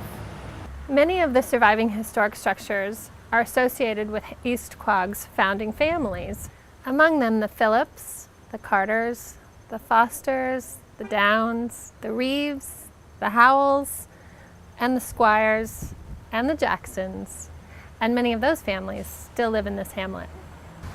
Hello everyone, you're here in East Quogue, right on Main Street, and we're in front of the East Quogue Historical Museum, which used to be, the parsonage was here.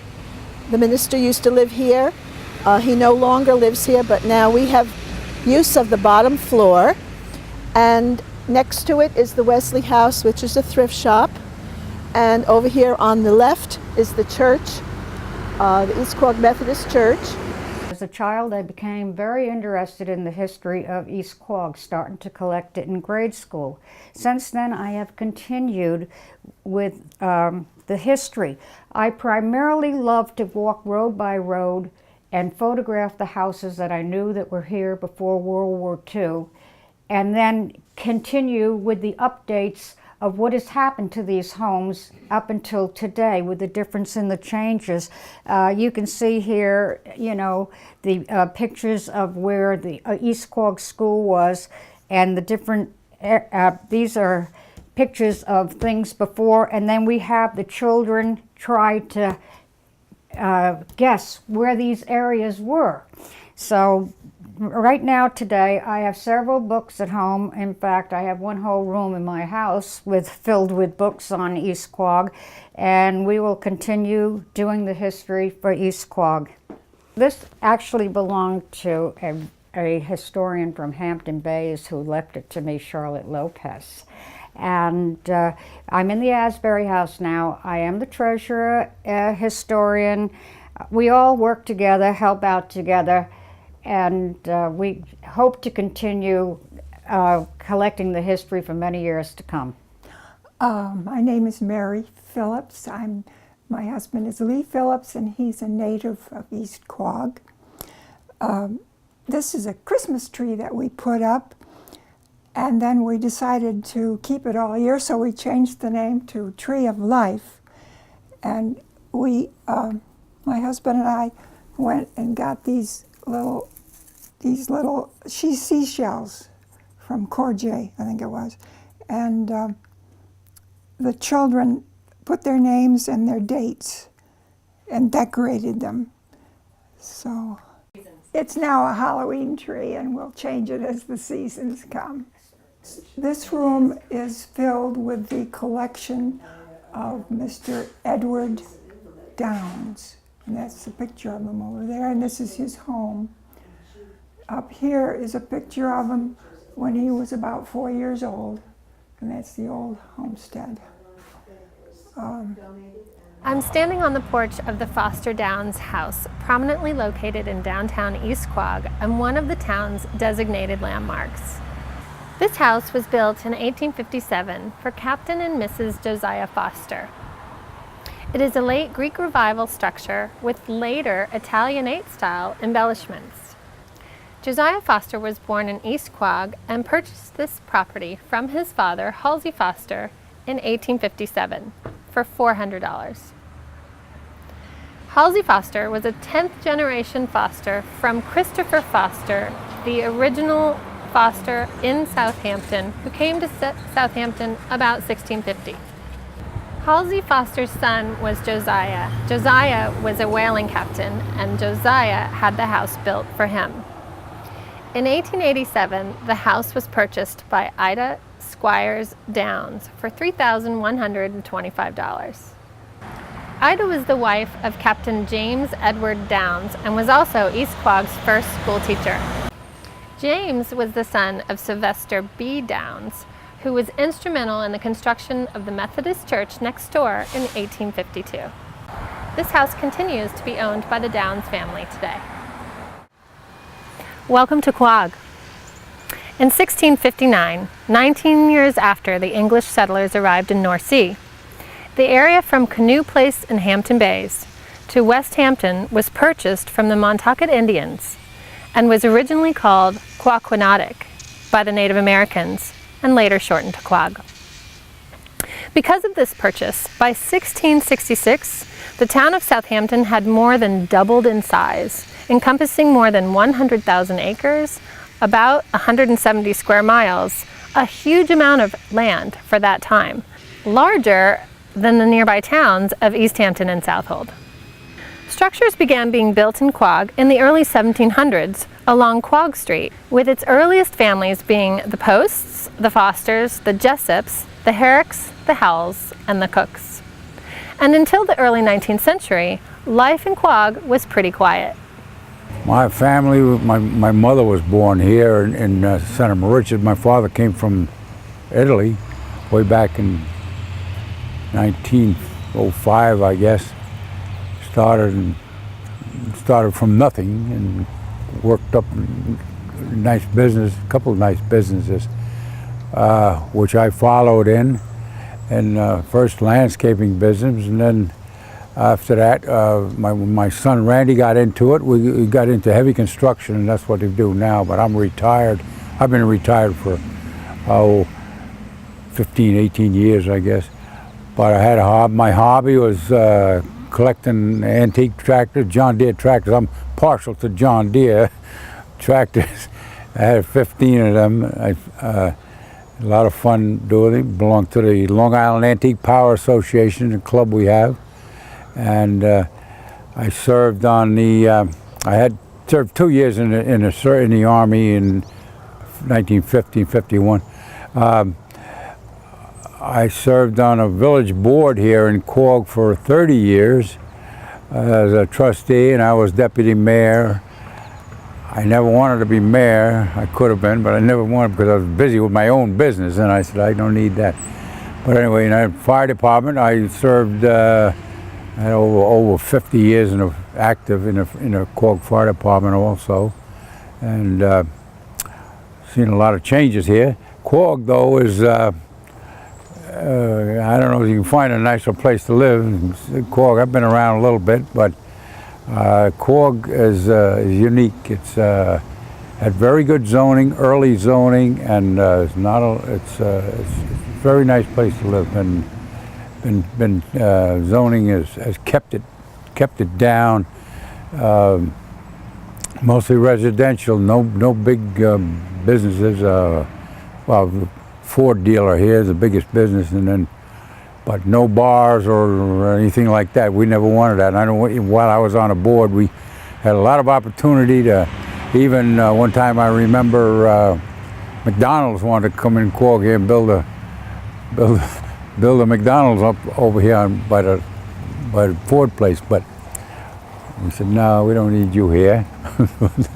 But anyway, we kept it low key, and it's still that way. And it's very nice, and it's a nice place to live. And it's been very good to me and my family as far as making a living, and we always made a very good living here, and not just in Quogue, but on the whole East End. In 1844, Quogue was the second stagecoach stop in a 3-day journey from Brooklyn. Later, the Long Island Railroad had reached Riverhead, resulting in farmers taking in boarders as a result during the summertime. In 1870, when the railroad was extended to Southampton, 13 boarding houses had been realized along Quogue Street, and by the turn of the century, many private summer homes built as well. Quogue Village incorporated in 1928 and contains nearly 400 surviving historic structures built before 1940. The Quogue Library Association was organized in 1896, and its first dedicated building was opened the following year on property gifted by local residents. It was expanded in the 1920s and in the 1990s and is considered today as the center of village activity. I'm Nancy Mullen, and I've owned this house here on Quaquanantuck Lane for 35 years. I have been blessed to live in this house for 35 years. It's a house that was built in 1903. The plans were drawn by George Skidmore, and it is just, I am still 35 years later discovering new details and new beautiful things that he thought to do. So it has been a pleasure to live here. I'm only the 4th owner. I have never put in central air conditioning because it doesn't need it. The house was built to keep the cool air inside. In 2003, the house was 100 years old, so I gave it a birthday party. And we had a cake and about 103 people.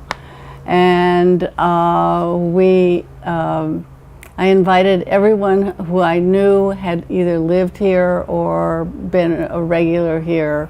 So there were people going back to the 30s who remembered growing up here. It was a really fun party. At that side of the dining room is a half-round room that we call the conservatory. That when you go there, you'll see it's one of our favorite rooms. When I bought the house, the conservatory was hanging off the house like this, and the first contractor who came in said, oh, well, just tear it off, take it down. And so I decided he was not the contractor for me. But after we'd been here for several years and we were really enjoying the house, particularly that room in the summer, I ran into a previous owner on the street, and she said, how do you like it? I said, oh, we love it. Are you enjoying the conservatory? I said, yes. And she said, but isn't it a shame that the windows don't open? Because the windows have an arch at the top, so it looks like there's no place for the sash to go when you open the window. But they'd lived here for 25 years and they'd never discovered that the windows actually go down. And contractors, when you tell them that, they say, oh, well, that's not going to work. The rain's going to get in there and they're going to swell and it'll melt. Well, it's 100 and now 11 years later, and they're still working beautifully. The first mention of Quogue, meaning Little Quogue, in the Southampton town records is in 1707. It's probably the smallest hamlet in the town, situated between Quogue and Westhampton and encompassing about 1.3 square miles of land. The first summer residence was built for Reverend John Patton, and for many years afterwards, Quogue was known as a summer place for men of faith and educators. The area has about 100 surviving historic resources and remains a tranquil locale, but not without its own bits of drama and intrigue. Quogue was the home of Alexander Winfield Eager, who was locally known as the Buffalo Bill of the East End. Born in 1878, he was quite the presence and personality here in Quogue, riding around the hamlet as its first mounted policeman in full Western regalia. When his days as a patrolman ended, he spent many years giving riding lessons and trail rides. He had long flowing hair, a mustache, and a long beard, and was locally beloved until his death in 1956. Well, I didn't grow up here. I came here when I became married. When I was married in 1930, my engagement was announced in 1938 on the day of the hurricane. And I didn't know whether I was engaged to somebody missing or alive or what. Well, Quogue, we pay Southampton taxes. We don't belong to Westhampton. And it's a tiny little unit of its own. And it has its own little group of people that are all very nice. What was special was when Buffalo Bill was here. Did you ever hear him?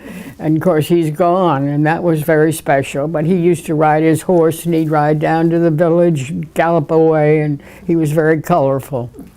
He lived right here in Quogue. He lived right near the Catholic Church. He used to gallop on his horse down to the village, and he was very colorful and very friendly, and he was a character.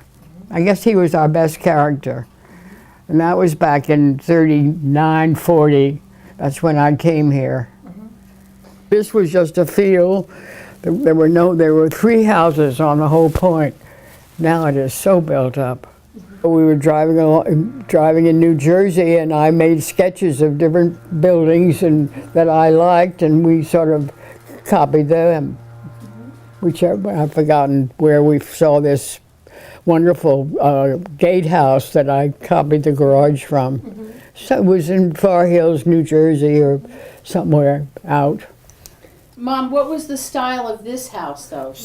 Well, it's supposed to be French provincial, but I don't think it's very true. It is very French provincial and colonial revival as well. Was there a particular architect that you worked with? Yeah, Howard Stites, who had an office, I think, here in town. He was our architect. We had the most wonderful builders, and the head of it we called Uncle Bill. And there were 4 or 5 of them, and they had the best time building this house. And when we had to re-roof part of it, we found a note under one of the shingles, and all the workmen had signed their names. And I still have it. Oh, great. Which I thought was kind of nice. Yes. They were a great group of builders and very enthusiastic about building this house, which you don't find, I don't think, anymore. Congratulations to Southampton on its 375th anniversary. I'm Janice J. Young, a member of the Landmarks and Historic Districts Board. I'm one of about 4,500 residents in the hamlet of Flanders. If this is the North Fork and this is the South Fork, Flanders is right here on the north side of the South Fork. It's almost 12 square miles located along the south shore of the Peconic Bay estuary. According to the Flanders Hamlet Heritage Report issued earlier this year, the land was purchased from the Accabots in 1648 and the Shinnecocks in 1659. However, the first permanent resident, Josiah Goodale, did not settle here until 100 years later. He is credited with clearing much of the land, and his descendants still live in the area. You probably know Flanders as the home of the Big Duck, where I work as a docent 3 days a week.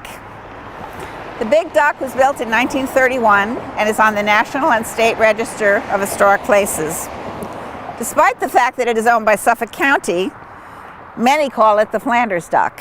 It sits on Big Duck Ranch, which is a 37.5-acre passive recreation park owned by the town of Southampton.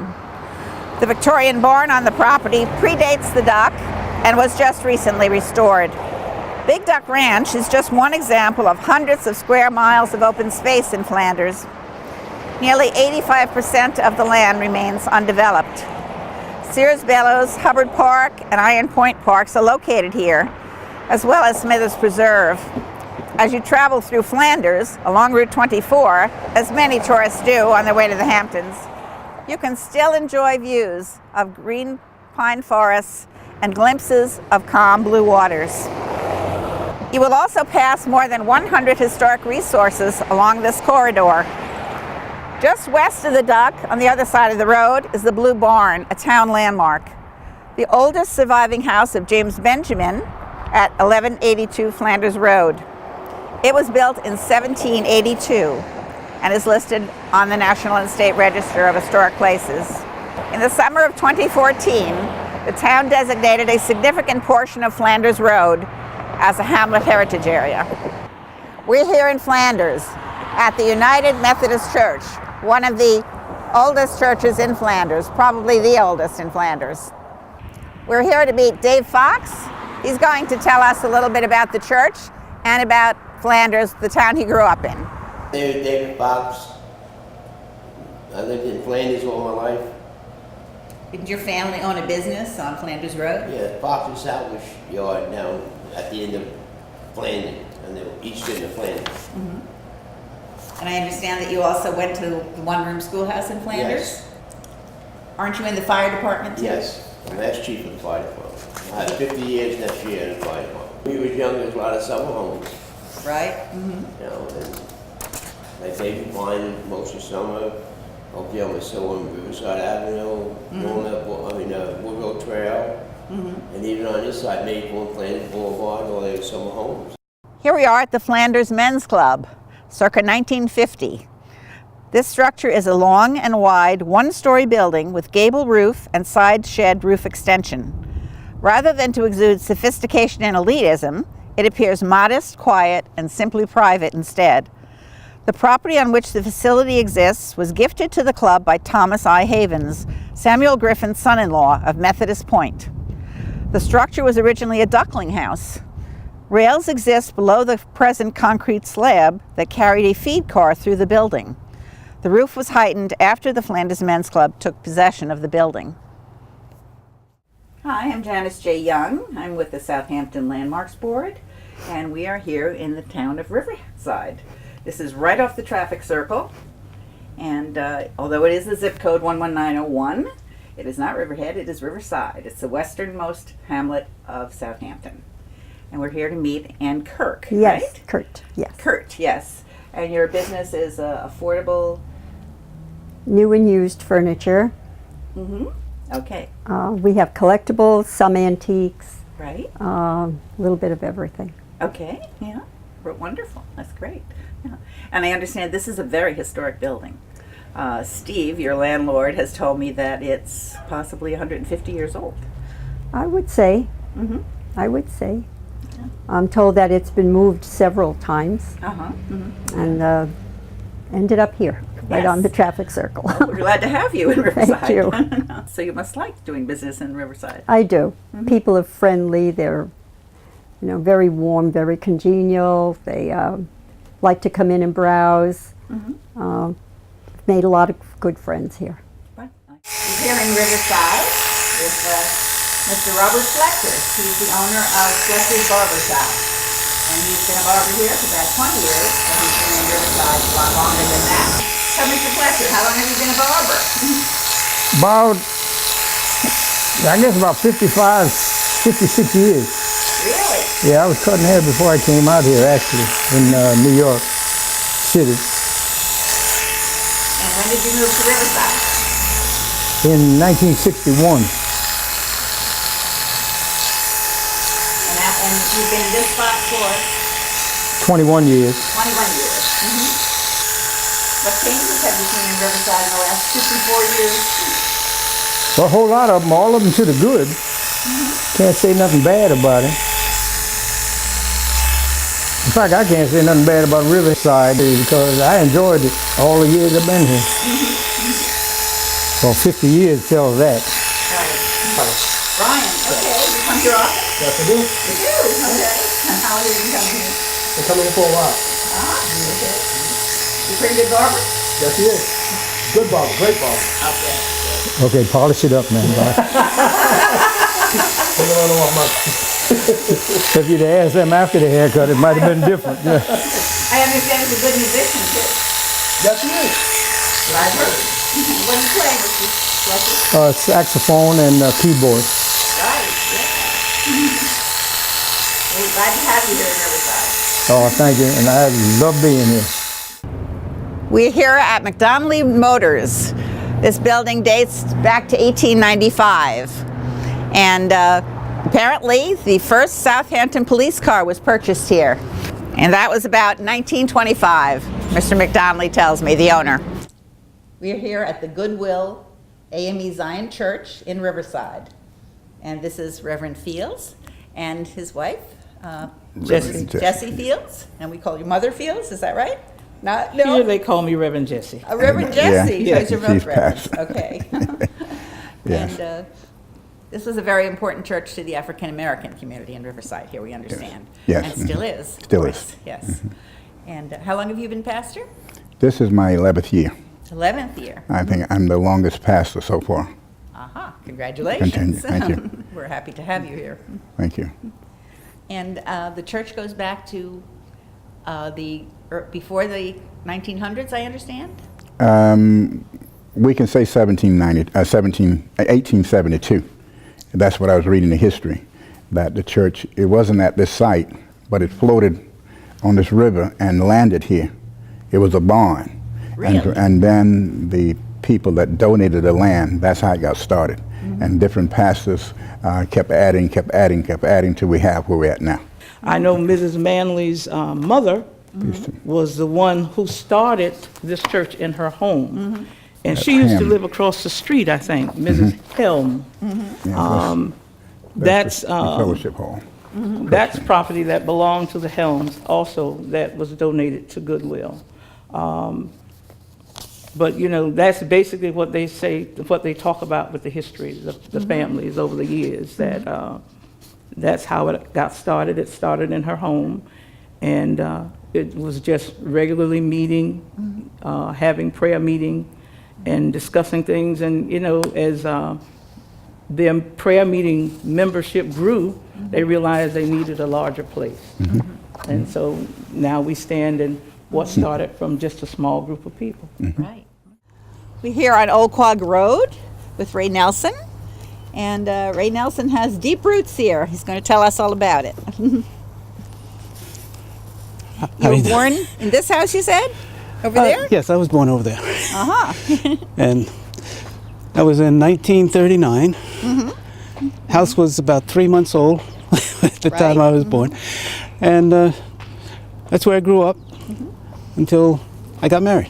So you grew up right here on Old Quag Road? On Old Quag Road. This is home, yes. Right, okay. And your aunt lives here, I understand? Yes. And that's Aunt Alma? No, Mary. Mary, right. Mary's been here since she was born. She was born in this house. Mary Darden, right? Mary Darden, yes. now, And yes. I know, and she's a member also, I believe, of the AME Zion Church? Goodwill AME Zion. Goodwill, right. yes. Right, yeah. And how old do you think this house is? Wow, it goes back, let's see. My dad was born in 1915, so it has to be about maybe 1900, somewhere around there. 1900? Yeah, it has to be. Okay. And how old is your Aunt Mary? Aunt Mary is about 81, I would say. I shouldn't say that so loud, should I? And I understand you have another connection here. Your father had this business. Right, this Nelbro Trucking was established around 1937, I think it was. Somewhere around there. And they went until around 1970, I think. And he was one of 3 brothers, right? Yeah. Well, the family was, there were 15 kids in the family. Really? Yeah. And of the brothers, yes, it was Marin, Harry, Frank, who's my father, and Norman, and Raymond that started the business, and Marin, and Jerry. Can't forget Uncle Jerry. And so they ran the business for a good number of years. And it wound up with the three of them when the business closed down. Yeah. And you worked here too when you were a young man? Yeah, well, it was mandatory. Oh, okay. Yeah, in the summertime when I wasn't in school, I was out in the freight yards hauling lumber, feed, different things. House moving, they did everything. Local and distance hauling. Yeah. They'd take produce from the farms to the south and then bring back oranges and grapefruit from the south. So made both trips worthwhile. And do you know anything about the migrant worker camp that was down on Old Pug Road?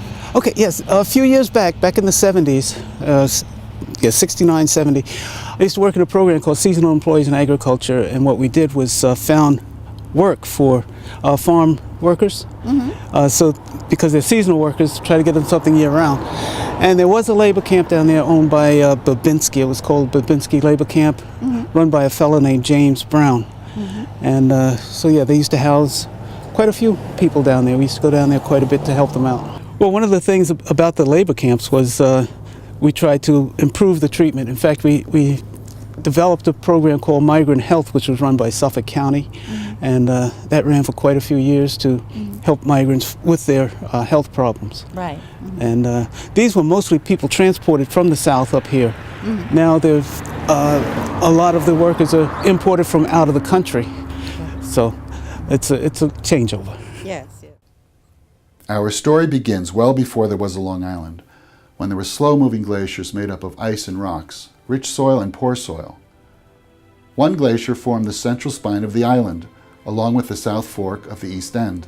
Another glacier followed and carved the steep north shore along with the north fork. What was left behind now shapes our story. By the time the first English settlers arrived in 1640, Long Island was already home to 13 Native American tribes. On the South Fork, the township of Southampton would eventually stretch 30 miles, 1/4 the full length of Long Island.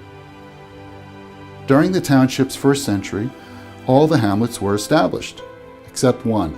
Our story is about that exception, the most recent hamlet founded in the early 1950s, a place hidden by the work of a glacier and by the present-day road network around it. A place few have heard of and few can find on a map. And yet, everyone who resides in, works in, or visits the Hamptons have traveled through it. 570 people live among the isolated 7,500 acres. Less than 5% of this vast territory is occupied. The remaining landscape is under federal, state, county, and town protection. More than 95% is preserved in its natural state. The glacial moraine here is home to the highest elevation on the east end, 302 feet above sea level. The lowest depth here is at lake bottom, 50 feet below the surface. Our hidden 70-acre lake is the largest inland freshwater lake east of Lake Ronkonkoma.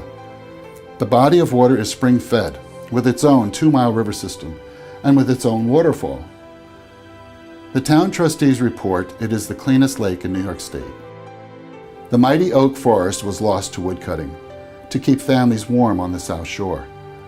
What remains now is a vast pine land, known as the Long Island Pine Barrens. Sandy dirt roads, miles long, centuries old, remain to this day. Evidence of European inhabitants can be traced to the early 20th century, when legend has it that during the Prohibition era, a speakeasy thrived on the isolated lakefront. Years later, a daring young aviator from Massachusetts set up his family summer retreat and bulldozed his own dirt airstrip on the flat plain beyond the hills, 1.5 miles south of his lake house. In 1951, another young man, an architect from Manhattan, arrived on the scene. With wife and kids, he set out to shape a community from scratch that would be affordable and feature family recreation design into the landscape as a celebration of country living. The 27-year-old family man fell in love with the hidden lake setting. 70 acres with 70-foot cliffs diving into 50-foot deep waters. along with a 200-acre farm nearby. The young architect went on to find a developer from his hometown of Hollis, Queens, and together they teamed up. Land was acquired, 112 houses were designed and built, lagoons were dug, and a bathing beach created. The houses were set back, away from the lakefront, to keep the lake experience intact. The nearby Air Force Base needed housing for young families. Here was a setting to raise baby boomers. By 1957, America was fascinated with the latest craze, forming bowling leagues. The architect design was now the only bowling alley left standing on the South Fork. Several years later, television was bringing golf into everyone's living room. Suddenly, this elite sport became enticing and popular to the masses. But golf courses on the East End were not open to all. Restrictions by race and religion were the norm. By 1964, a team of local residents created and opened an 18-hole championship golf course that had no restrictions and was affordable. On opening day, the locals got golf great Sam Snead to be honorary pro. To this day, Snead still holds the record for most tournament wins in professional golf. The hamlet was also home to the RCA receiving field, a 2,000-acre site with soaring towers 300 feet high. In October of 1957, the field picked up the signal of a Soviet satellite named Sputnik. RCA immediately alerted Washington and the New York media. The headlines the next day: "The space race has begun." Decommissioned in the 1970s, this historic field was given to the state of New York as parkland. In the years that followed, on the other end of the hamlet, the eastern campus of Suffolk County Community College found its home here, along with a branch of Long Island University. The federal government is also here, with the hilltop FAA tower that helps guide aircraft to and from Europe. Prior to this, the site was an observation station run by the Beaumark Missile Plant to view unarmed missile launchings from underground silos to help protect the eastern seaboard from Cold War attack. The unlaunched missiles in the silos were nuclear armed. And so, for a hamlet unfamiliar to most, set in a forever forest with the freshest fresh water, we welcome the curious and adventurous to our corner of the world. Here stands the gateway to both the North Fork and the South Fork. Oh, by the way, the glorious lake, once known as Great Pond for the past century, is now known as Wildwood Lake. The pioneering and daring aviator with his own airstrip was Boston businessman Herb Springer. The developer of the 112-house neighborhood overlooking Wildwood Lake was Ed Drosch. The mid-century designed bowling alley that shares our nearby lake's namesake is Wildwood Lanes. The golf course, originally named Northampton Golf Club, is now Hampton Hills Golf and Country Club. The landscape architect who designed the challenging glacial setting golf course was Frank Duane. And the young architect who envisioned country living with swimming, bowling, and golf, his name was Leonard Sheldon. When he first got here, he studied maps of eastern Long Island, only to discover that a name was missing in the fabled Hamptons. With pen in hand, he christened this new adventure and new hamlet Northampton.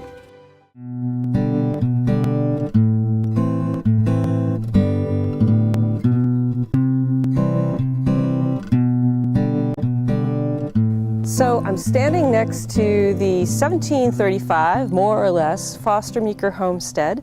This is the oldest remaining dwelling in the village of West Hampton Beach, at least we understand it to be so. It's presently owned by the West Hampton Beach Historical Society and is being reconstructed in a manner that we believe to be reasonably consistent with its original construction. This is a milk house. It was moved here in about 2005 by the Historical Society. It was donated by folks who were selling the Thurston Rayner farm. The farm itself is now gone, but we were able to save the milk house. Thurston Rayner settled in about 1775 in the western portion of West Hampton in the area south of Union Place, and he established a dairy farm there. This dairy farm extended down much of Apawkuck Neck, which is where Apawkuck Point Road now exists, and he had a number of outbuildings associated with the farm, and this is one of them. In the milk house, every day after the cows were milked, The milk was brought in here and set in pans on the shelves inside. There was ice placed every winter in the bottom of the milk house. If you open this up, you would see that there is a cellar below the floor. And the ice kept the milk house at a very cool temperature year-round. So you could put the milk in here, you could make cheese in here, you could make butter in here. And this is where all the activity associated with processing and storing the milk occurred. The next structure next door is a carriage house and a two-hole privy that came from the Foster Meeker homestead, the same place that the yellow house came from that we just looked at. This structure is believed to date to about 1850. It was also donated to the Historical Society. We moved it here and placed it on its foundation, which you can see is locust posts, which would have been the same kind of foundation that it would have had originally. And this structure was used to store a carriage. We have a carriage in here now. We also have a tool collection in here, and the two-hole privy remains intact, and we take school children through it and demonstrate how a privy was used in the day before we had indoor plumbing. So in 1928 the village incorporated, but prior to that time there was definitely a strong business community down here, and the buildings were all made of wood. And that presented, of course, problems for fire because most people heated with wood as well. And so there were fireplaces and there were frequent fires.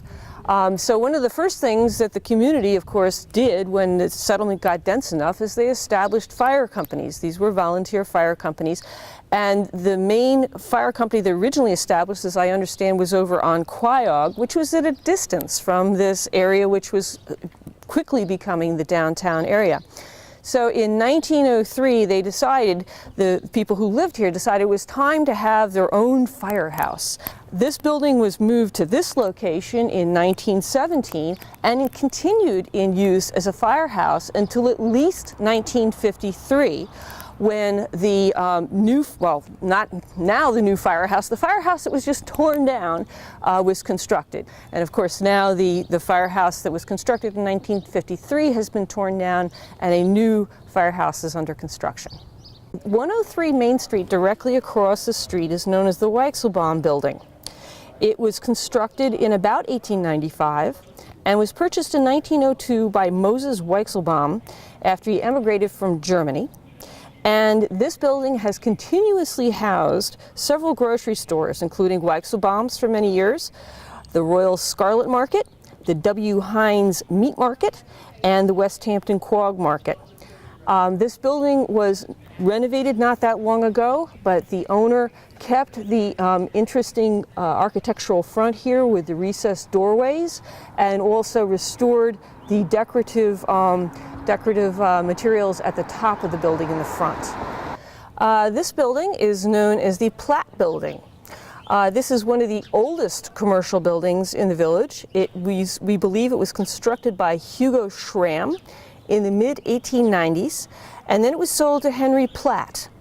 This building has been home to a number of clothing stores, a Western Union telegram store, Sweezy and Newins, and most recently a Magic's Pub and Shock.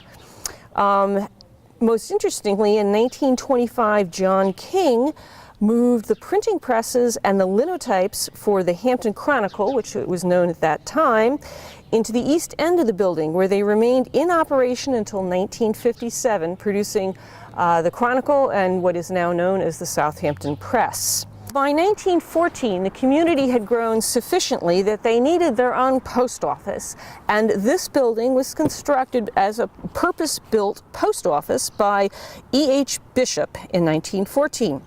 The front of the building was rented to the U.S. Postal Service and operated as a post office until 1940, when the current post office building was opened in downtown West Hampton Beach.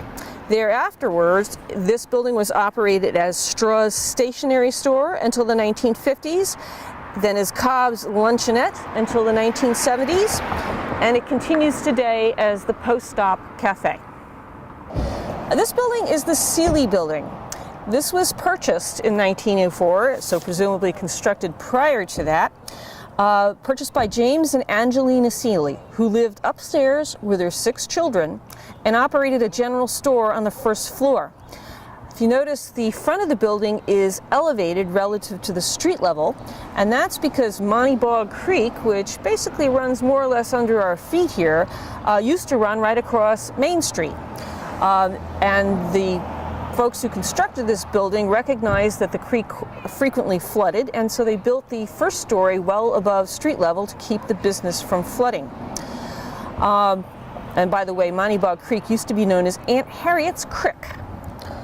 Gloria Seeley, the youngest child of the Seeleys, took over the family business in the 1930s and ran it until the 1980s, after which the building was sold and converted to the Beach Bakery, which it continues to exist today. The patio building was constructed in 1931. The building is large and fronts on both Main Street and on Sunset Avenue. It was originally owned by Jesse and Milton Weichselbaum and Herman Bishop being one of the Heelbarb Corporation founders. And it was operated for many years as the only restaurant in town. And a number of folks who still live here remember the days of the dances and the hanging out in the bar and the restaurant. It was a lovely place. There were large dining areas and a dance floor. In the mid-1970s, this building was turned into condominiums and now houses a number of businesses and apartments, although the patio restaurant still exists. The next building that the Heelbarb Corporation constructed was the West Hampton Theater, now known as the Performing Arts Center. It was constructed by a partnership between the Heelbarb Corporation and the Prudential Company, and then it was operated by the Prudential Company as the West Hampton Theater. It opened in June 1932 with then New York State Governor Alfred E. Smith attending, and it was operated as a movie theater until 1996. The facade of this building features a number of Greek Revival elements that were maintained during the 1998 renovation into the PAC, and the interior was also reconstructed and now reflects the theater's historic past. This is the United Methodist Church. The central portion of this building dates to sometime in, I believe, the early 1700s. There is a parsonage located behind the church building and to the right. I think the parsonage is a newer structure. I would expect a late 1800s to early 1900s age for this structure. So your name is? Lois Davis. Lois Rayner Davis. Oh, yes. Originally Rayner? Oh, yes, there are lots of us. Yes, exactly. And when were you born? 1922. Yes. Across the street. In the house? In the house, it's still there. Yes, exactly. So you've been here all your life? Yes, except for going away to school and such as that, but I've lived here all my life, yes. So when you were growing up here in, I guess it would be the 30s, what was life like? What was school like? Oh, school was great. There was a 3-room school right across the street from us on the corner of South Phillips Avenue and what I call Main Street, South Country Road. There was a 3-room school. It was 3 rooms, and we had from kindergarten right through to the 8th grade. What do you remember about the 1938 hurricane? Oh, well, first of all, I remember hearing the storm, and it sounded, you know, like a storm. The thing that impressed me most was the fact that stones were blowing up from the ground and hitting the window and cracking the windows. And at this point, somebody came to the door of the classroom and said, everybody is to go down to the gym. But I remember after the hurricane, the week after, we had guards stationed at various corners to keep people from looting. And there was a guard on the corner of South Country Road and Phillips Avenue, right where we lived. And he stopped cars, and they had to have a written permit to go to the village. We did go to the beach, and we would go over a row across. You couldn't get no bridges to go. And we would walk through those houses. It were all tilted, the floors this way and that way. It was an adventure to us, because I don't think we realized the horror of the whole thing at that point. But it was something I will never forget, a lot of it. Actually, I can remember this particular spot in Remsenburg was a center of town because we had the school and we were across from the school. But we were also very near our church. And I can remember we had bells in our church that would ring on Sunday morning. They would ring half an hour before church so that people could get there and wouldn't be late. Then at the time church started, they would ring another bell. Most people walked to church in those days. And we're sitting right now in what was the original church building, the chapel, built in 1853, as I recall, on land donated by Elijah Phillips, who also donated land for the cemetery. And it was used as a sanctuary until, I believe, 1895 or 96, when the red brick church was dedicated. And that's all bound up in the story of how Spionk, which was eventually, originally what all of this area was known as, became Spionk, and part of it became Remsenburg. And that was in the late 1800s. The oldest houses in this community are the one that the Robinsons used to live in down the street. Oh yes, the Ira Tuttle house. The Ira Tuttle house. And this is where Ira Tuttle, who opened this little hardware store. Yes, lived. in his yard. Yep. And then there's one house west of that that's also an old house, although I understand that house may have been moved to that location from where it was originally built. That was Ira's brother. Which Tuttle was that? Was that Perry? That was Perry. That was Perry Tuttle. And I remember Perry. Now, I don't remember what he looked like, but Perry also owned the sand pit across the street. Yes. And we liked to play in the sand pit. You'd go down, run down the sand pit, and it was great fun.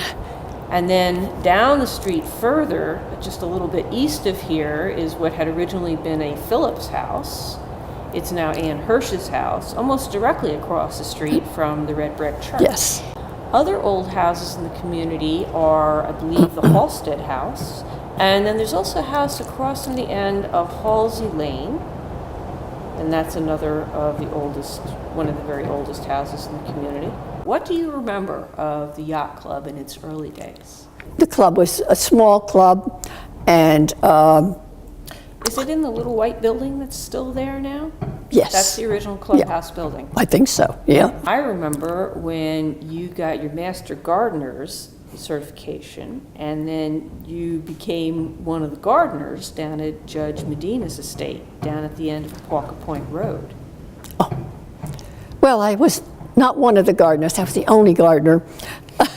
Mrs. Medina had passed away and had had a beautiful garden, but nobody had touched it for years. I enjoyed it very much. I had a very good time, and we did get some of the garden beds back to where they used to be. So you mentioned that you were your father was a conductor on the Long Island Railroad. And we're sitting here in the Spionk train station where he used to work out of. Yeah. And you said he started work for the railroad in 1902. Yes. Yeah. Yeah. For a while when he lived in Spionk, he was running a train out of Camp Upton. Okay. He used to run a train load of soldiers into New York. Okay. I guess when they had liberty. So after the war, what did you do here? You had a garage, right? When I first got out of the service, I thought I wanted to be in the garage business. Okay. So I went down to NB Rogers and bought some lumber and whatnot, and that the house where I was born was here.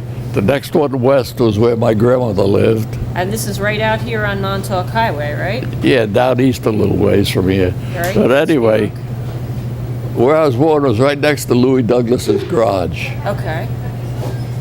It was a fairly big house for that.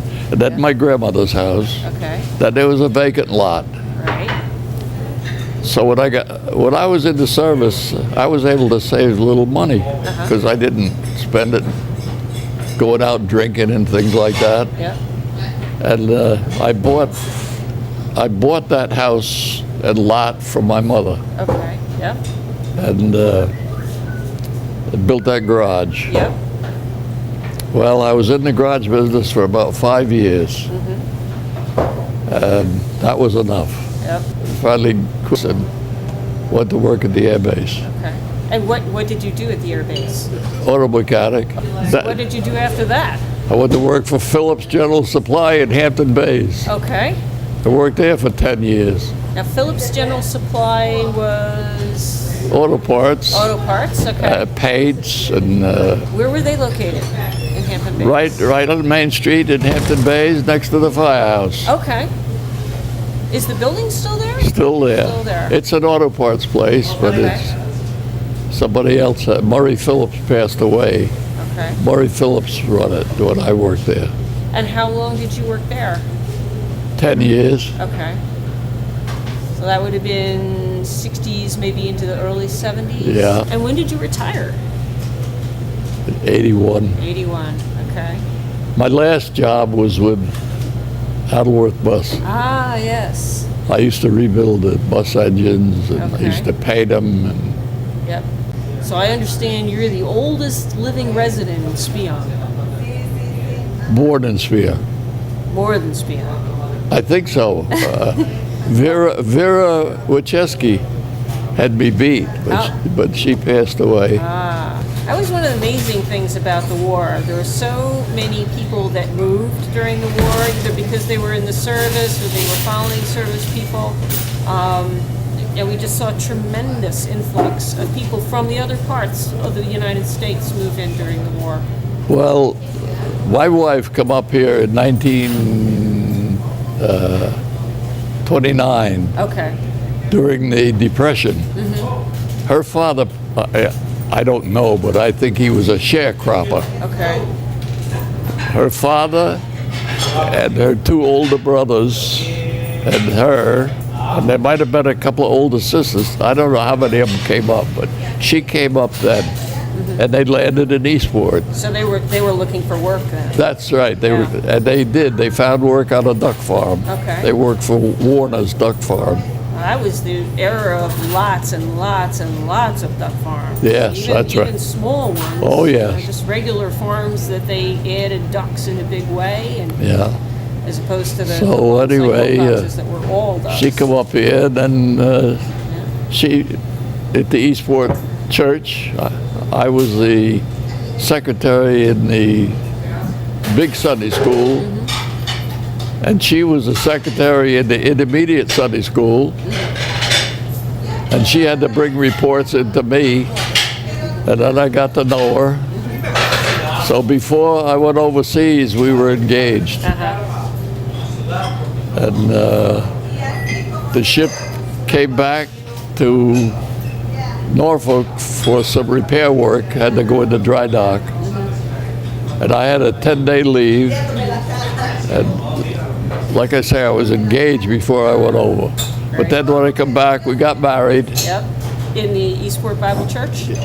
No, at the parsonage. Oh, at the parsonage. Okay. Just the preacher and Janice Wilcox and Lois's brother and us. We hope you've enjoyed seeing what makes Southampton such a special place, learning about its history, its historic sites, and meeting some of its longtime residents. The Landmarks and Historic Districts Board wishes to thank all of those people that participated in and helped compile this documentary. We hope you might choose to share this video with your friends and family and other visitors to the area as we again celebrate the town's 375th anniversary.